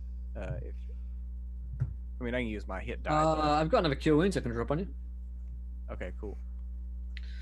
That is a. There you go. 7 points. Sweet. so, is anybody trying to do anything tonight while they rest? Huell's going to keep scribing his scrolls. Although I think after 2 days, he's probably finished. He only had. Yeah, actually, he's all of his spells are scribed, so he's probably not doing much anything else. I mean, Roscoe will keep a lookout, but other than that, he's taking it easy. It was a harrowing fight. The night passes uneventfully. And again, up here, even if something came by, you feel pretty safe and secure. The woods at night with the canopy are incredibly dark, are very, very dark. And with your opaque Lehman's tiny hut, that you feel very comfortable, Huell, that you have well hidden the group. With the aid of the flying broom, getting up there is no problem at all. You guys rest and heal up, and soon, though it's hard to tell at first, dawn begins to break on another day's journey. We fix it. All right, let's continue on, gentlemen. You said it was a couple more days before we get there. It'll be 2 days walking. If you fly there, you could get there in a few hours. We have Doris and Grindlebrew behind. Well, now, yeah, exactly, and We can't let that happen again, can we? irresponsible to let Doris die like that. And leave Grindlebrew behind. He just keeps going. Time is a flat circle. Time is flat. So, as you guys head off, any one of you can scout and pop up above the canopy trees, above the canopy of the trees, and check. And you do feel confident, yes, with the help of Campus, who's been in these woods many times before. Though it's been a while, you're starting to pick up on the familiar signs. The path has kind of turned from this sort of opening up in the trees and these little spots and patches into a more clear and defined path.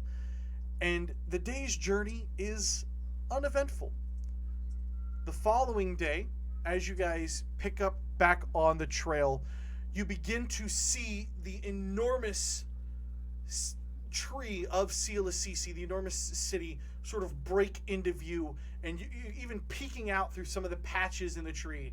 And you realize the path you are on is leading you almost directly to it.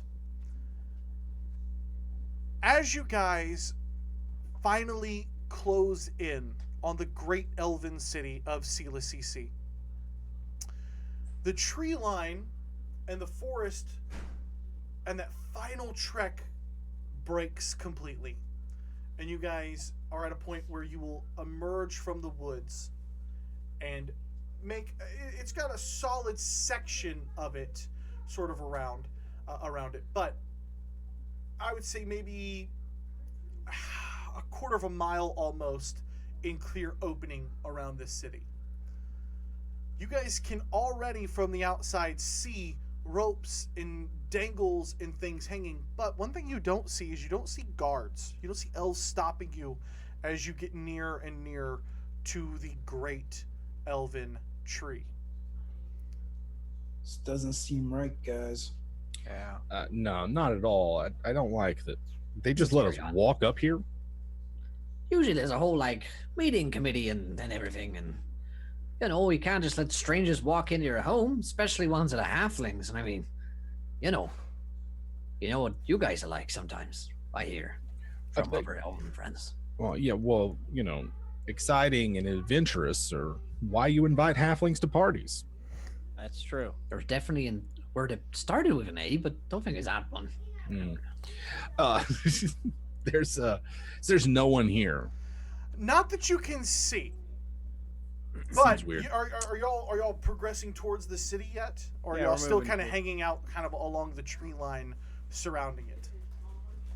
I think we're advancing. Yeah.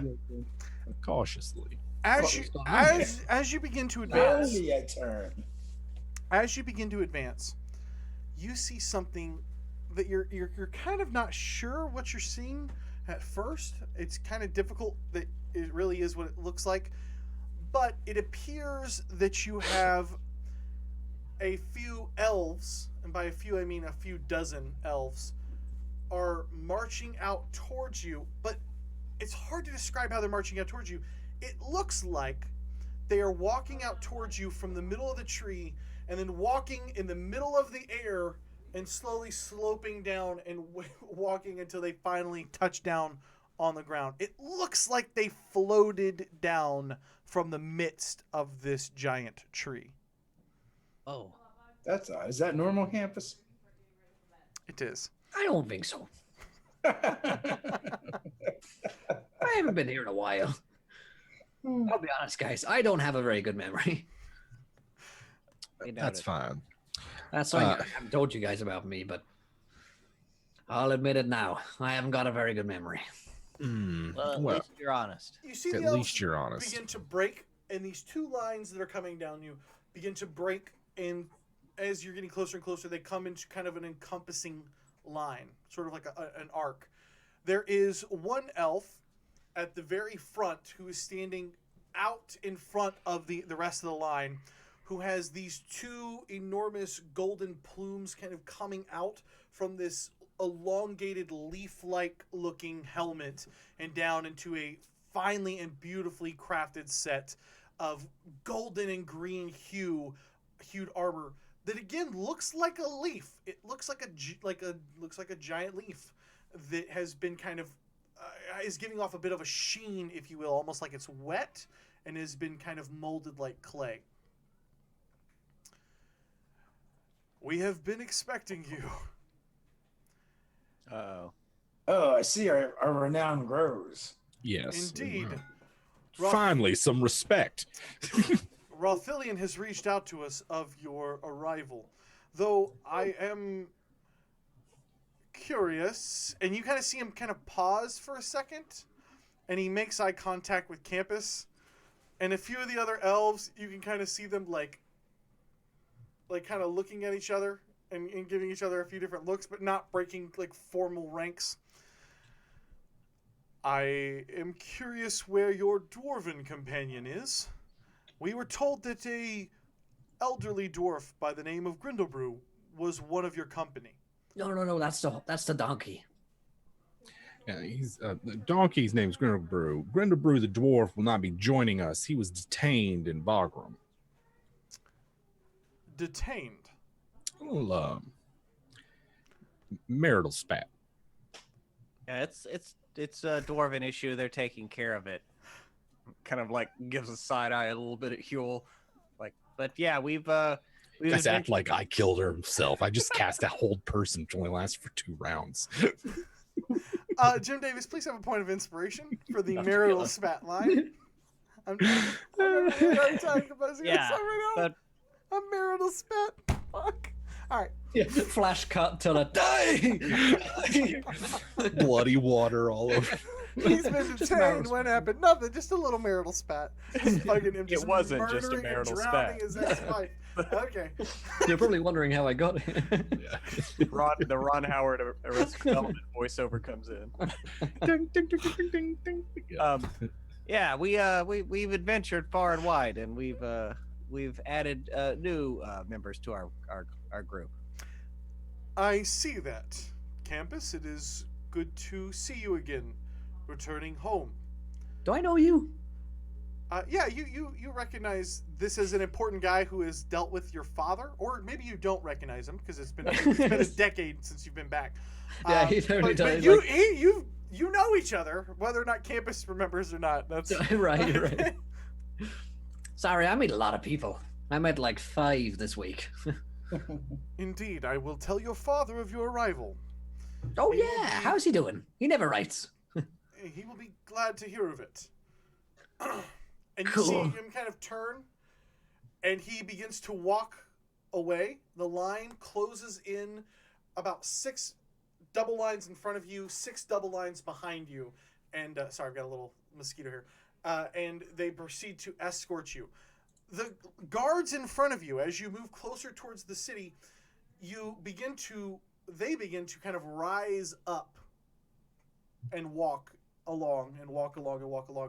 And eventually, as you kind of just are in lines walking, unless for some reason you're trying to not do something differently, you begin to kind of climb on something, and it feels like an invisible stone bridge or an invisible wood bridge, or something is there. It feels like something firm underneath of your feet.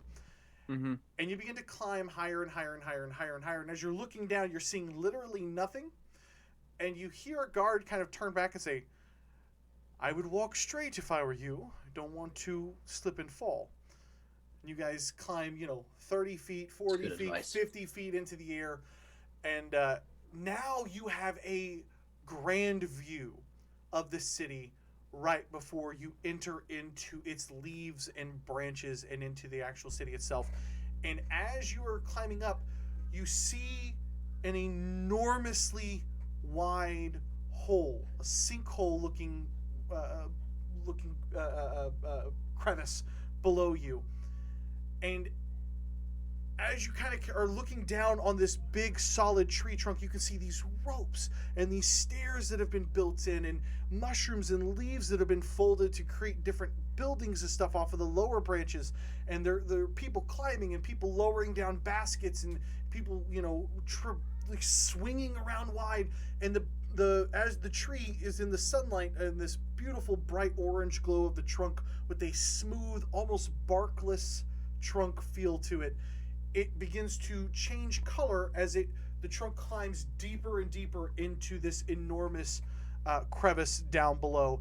And the bottom section of the trunk is glowing with a bright blue glow. Not the trunk itself, but like light around it is glowing down and providing an entire ecosystem below the surface as this tree plummets further down. And as you climb all the way up, you can look down and you see at the base of this area is another like rocky land section with several little huts down at the bottom. And it looks to be, just get a little glimpse from this angle, of an enormous body of dark black water, or dark water, something that you can't really, isn't getting a lot of sunlight, that is encompassing the rest and kind of encircling this tree that sits almost like on an island with this underwater lake. And as you guys move into the trees, several of these big large leaves are pulled aside, and you step onto a branch of the tree. And for the first time, you guys can really take in how just enormous this place is. As you break through the leaves from the outside, it's like the whole world opens up. All of those leaves that were protecting, the sun and anything outside from peering in, it opens up to a whole nother world here on the top canopy of the tree. And there are more glowing mushrooms and bright blue hues and different lights that are going off all around, and people dropping and raising up above you, passing right over your head, swinging over your head as the branch follows along in and into a big hole that has been kind of dug into the tree here for at least this part of the trunk. And you guys are continuing to be escorted into this sort of main large room. As you guys make your way into this room, you realize that there is also a spiral staircase that has been cut into this tree and is kind of working its way down. And you begin to descend, and you descend and you descend and you descend on the inside in this sort of too perfectly carved wooden staircase that seems to have been worn through the years. So doesn't seem to have been changed in size or appearance. And you can see little bits of the tree and little bits of the wood ring kind of above you on each floor as you continue to descend. And eventually you're taken into a large room that opens up much further and wider through the tree than the previous rooms had. And the guards kind of come in and greet you and set you off to the side at a finely laid table with tree leaf chairs that have been kind of molded. If you decide to sit on any of the leaves, you'll realize that it is very, very, very sturdy, and that these leaves have sort of taken on a hard and brittle like structure, almost as hard as probably wood would be. And they set you down at a nice table, and the guy who greeted you, Ilias, at the beginning, he says, "Your father will be here shortly, Campus." And he bows to you in boy. a low, deep bow. He turns and he takes his leave. So, Campus, how important is your father here? What's he do?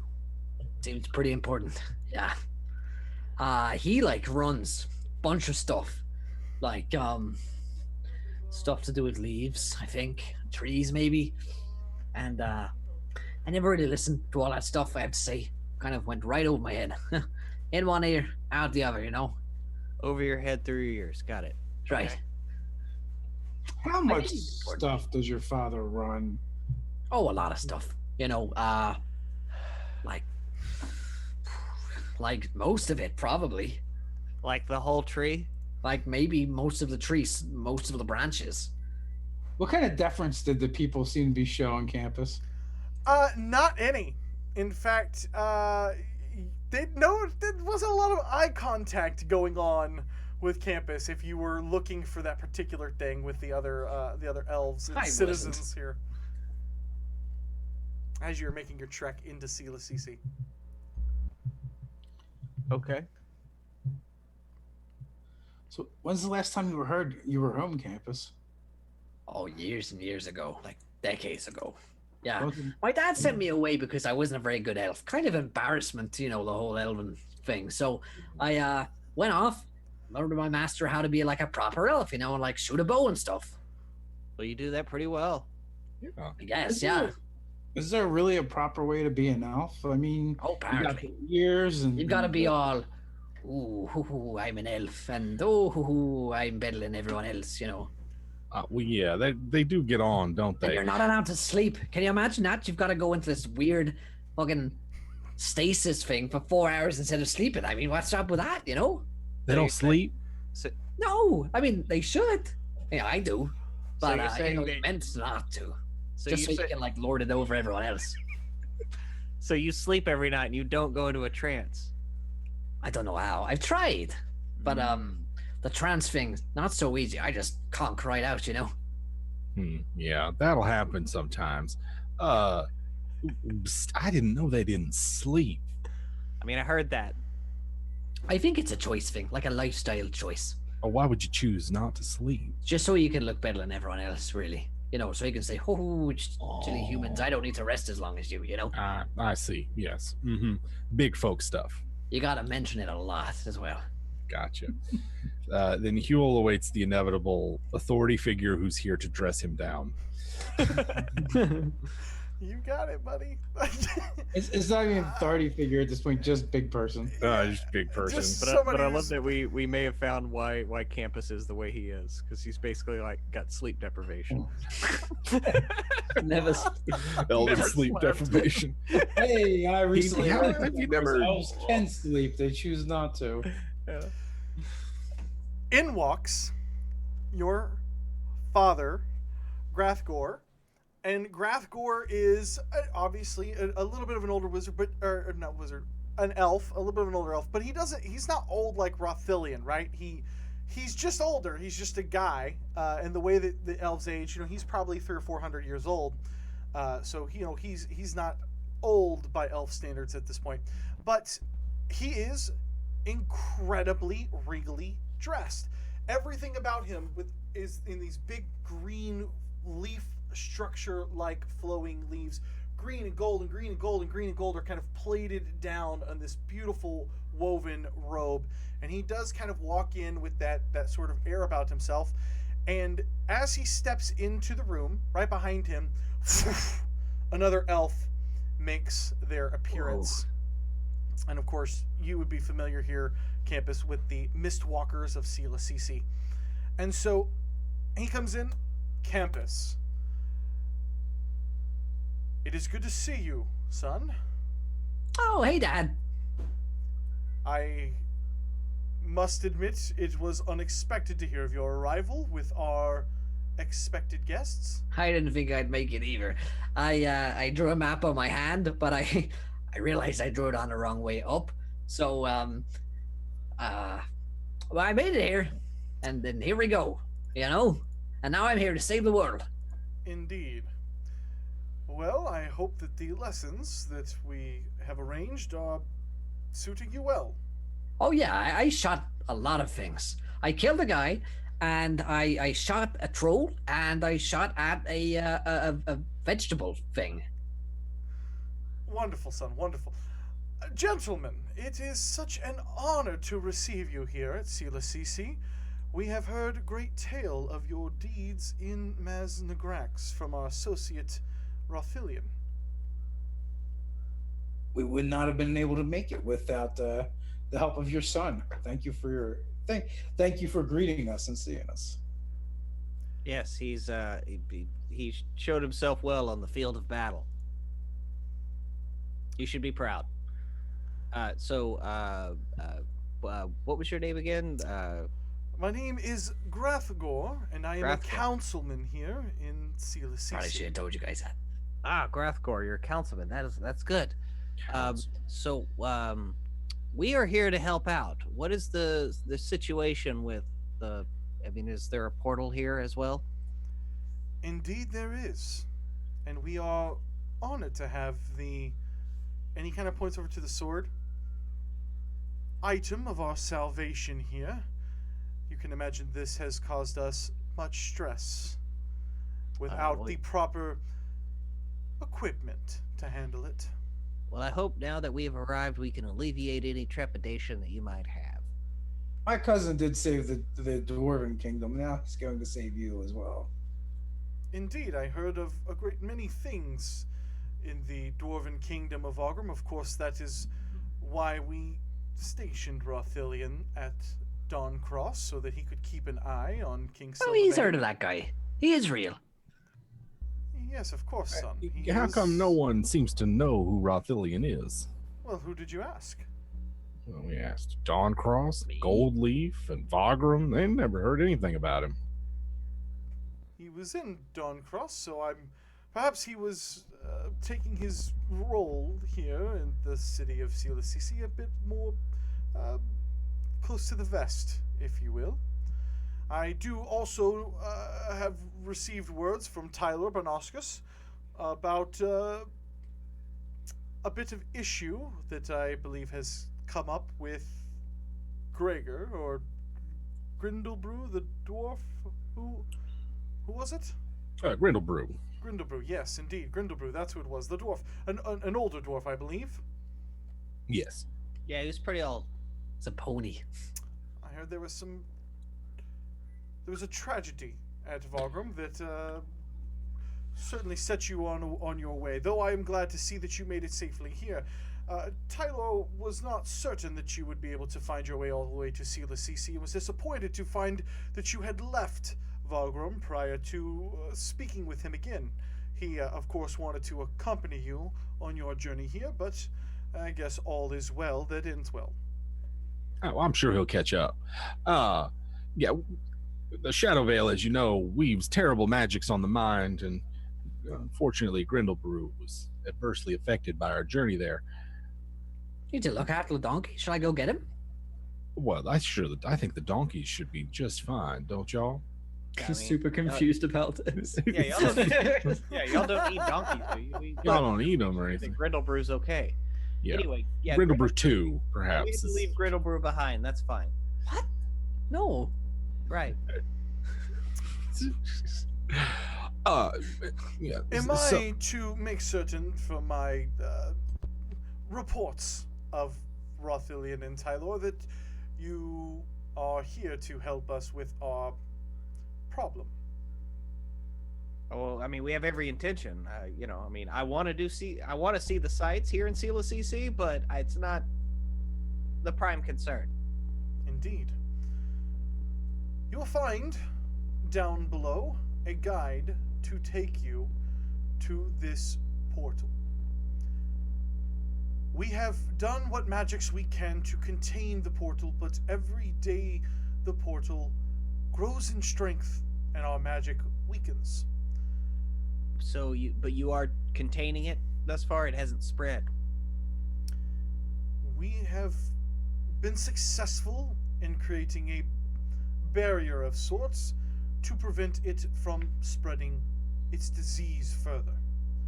After a rather terrible incident with some of our initial scouts who had turned black and feral, we discovered what we could to treat that particular ailment, and we are happy to say that after only 6 weeks, it appears to be having some effect. Okay. Are you referring to the taint zombies? He kind of looks over like, yes, tainted in a way, I guess you could say. Oh, we didn't certainly classify them as tainted zombies, but rather the afflicted, but I believe we're talking about the same thing. Well, one made its way all the way into Gold Leaf. Yeah. You got to take care of that. Several, if the rumors are to be true. They What is it must that not you... have been here from Siilaecese. The portal is it is below, past the waterfall. Well, then that just means perhaps the corruption has spread further than you might realize, or there's another one of these portals around here we got to close. What did you do to start curing them, though? Because so far only the sword has worked. What do you mean the sword has worked? Well, I mean, the sword it has the ability to banish the taint. I get the feeling you guys can answer It about wipes the this. taint clean. Yes. It cures the taint if you touch it with the tip. That's what we do. Yeah. So it's just Pretty the simple. tip needed to cure the taint. I mean, I'm sure you could use all of it, but you don't need that It much. just seems like a waste. There's just, I mean, Seems like overkill. yeah. Yeah, you could go hell deep, but why bother? Of course, I didn't realize that. A Oh, remedy Dr. of Custard. several medicines grown here in the fungi of course our great city, Siilaecese. I don't know the specifics of it, but if this taint has spread its dark stickiness further than the borders of Sounds like a Siilaecese, Sith Lord and Darth's stickiness. Darth stickiness, please come. then Come, Mr. Bond. I could never make it on SNL. Then, of course, the remedy will certainly be needed. I agree. Well, we can totally give the tip to the Siilaecese portal and, stick it right in there, clean up your taint. See what's happening. I believe it is more dire than that, dear son, though I am curious if you intend to accompany these Sure. I mean, if you guys allow me. keepers. Hayes, You've been our Campbell, guide so far. you saved my life. I mean, Yeah, that's true. I You did do save. literally owe you one. He so. kind of looks back over to you really, really specifically, Roscoe. You have found him capable in battle and as Oh, an more than capable. actual Yeah, aid to I mean, you. he put an arrow in a Kinku's leg at like 200 yards. It was amazing. And I went for his heart. This is true, son. Oh, yeah. No, I killed him. Like He you went- just he told did. him all these things earlier, and he kind of was like, yeah. Now that they're actually saying that yeah, you did all these great things, he's like taking interest. Like, oh wow, oh shit. So Yeah, and then we were fighting two trolls, and I almost shuffled loose this mortal coil, and he ripped me from the doorway of death and brought me back to life. Well, This then, happened. Oh, here's the scar. And it's just like,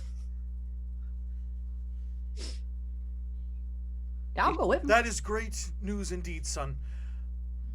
I think that it would be fitting for an elf here from Siilaecese to accompany you, but I'm afraid I haven't given you all of the information quite yet. You see, in search of driving out the heart of this particular disease, a group from the city here has already been sent into and through the portal, Uh-oh. and so we That's have great. yet to hear back from them. And Yeah, we are unable to oh. reach them on any of their sending stones. Yeah. well, I mean, we can go down and we'll keep a lookout. Curious, when was the last time y'all heard from Rothillian? Oh, just a day or so Who now? ago. But it wasn't directly through Rothillian, of course. He doesn't have a Mhm. way to contact us directly. He gave his last sending stone to you, is my understanding. But apparently he had made a pair for Tyler Bonoskis, and that is how the additional communication has been made to us. So you go hear directly from him just by another means. We received a strange message from him maybe 4 days ago, something like that. Something about the Adari, an army of them amassing in the Shadow Vale. Know anything about that? I don't, but I might be able to consult our scholars here to see if that rings any bell. You said it is Adari, yes? I believe so, yes. He kind of nods back over, and you see the elf that had kind of poofed into the room. He immediately nods back, and he's gone. He's gone as kind of like a messenger to have them go and try to pull information on this. But the message was cut short. My considerable opinion on the matter is that perhaps an enemy, heretofore unknown, is in the Shadow Vale. That is one possibility. Of course, it could always be that he has been betrayed by his new master, if you will. It's possible. They treated quite fairly with us, though, and seemed rather desperate. Indeed, I would have to take your word for it. I don't have experience in dealing with liches and vampires. I mean, I don't recommend it as a normal occurrence, but you know, under the circumstances, it wasn't completely terrible, other than all the terrible stuff that happened. We didn't have a lot of choices. Yeah. Indeed. I found it odd that Rothillian stayed with them, but I don't know. Elves are Yeah. strong. Well, No judgment, he but- stayed with him to try to learn more information, of course. It was a plan that he contacted us with prior to setting out to it. But that was months ago, of course. That's not what he told us at all. Uh-huh. Yeah, that was the plan. Okay. He wants to be a lich and live forever. A lot of plans going on. Well, I can only make the assumption that that is what he told you to make the tale convincing. Right. Elves are strange and halfling. Yeah. I don't understand their machinations sometimes. At this point, you guys see another poof, and a book has been brought and laid down in front of Garthgor or Grathgor, and the elf kind of rifles through it, and you see him point to a word, and you see a picture drawn on this book of a completely like black human, like a completely black, all the way black. There's no color in the lips. There's almost no color in the eyes. They're grayed in this picture. Like the artist purposely tried to draw them as pure black as they possibly could. And you see him kind of point to a word, and he says, "Aradi." Yes, is this what he might have been speaking of? Could be. Could be. I never read him. And he flips the page, and you can see a picture. Roscoe, something that kind of stands out to you is you see a image of an army of these things, or a group of these things, and standing above them is another humanoid figure holding a sword that looks exactly like Sensover. Uh-oh. And that is where we're going to end tonight. Mm-hmm. Nice. Very nice. I need to go get me an army.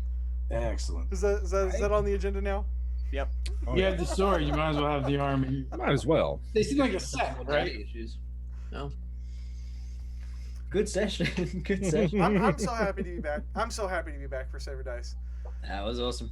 Yeah. It was good to be back. I forgot how fun campus was to play and how fun it is to be playing with these guys. So awesome job, everyone. Great job, Cody, as well as our dungeon master. And please, fantastic stuff. You guys make it so easy to DM. Like, it's like, okay, whatever. Like, taint jokes. That's all it's going to be about. Let's talk about beef jerky, pumpkin seeds, and taint jokes. And I wouldn't trade it for a damn thing. So. I think Campus and Henrik are my new ship, my new favorite ship. That's going to set sail in this campaign, so I'm looking forward to that. Damn. Well, that's we're ending tonight's show. Thank you guys for watching. Any shout outs and stuff before we go? I want to thank the sponsors again. Yep, we want to give some love to Fantasy Grounds. Give some love to Dungeon Painter Studio. We all the maps that you guys see here on the show are done in Dungeon Painter Studio. We'll put a link to that down in the description below. You guys know what the deal is. And if you're a patron, I'm just saying that might be around. I'm just going to throw that out there.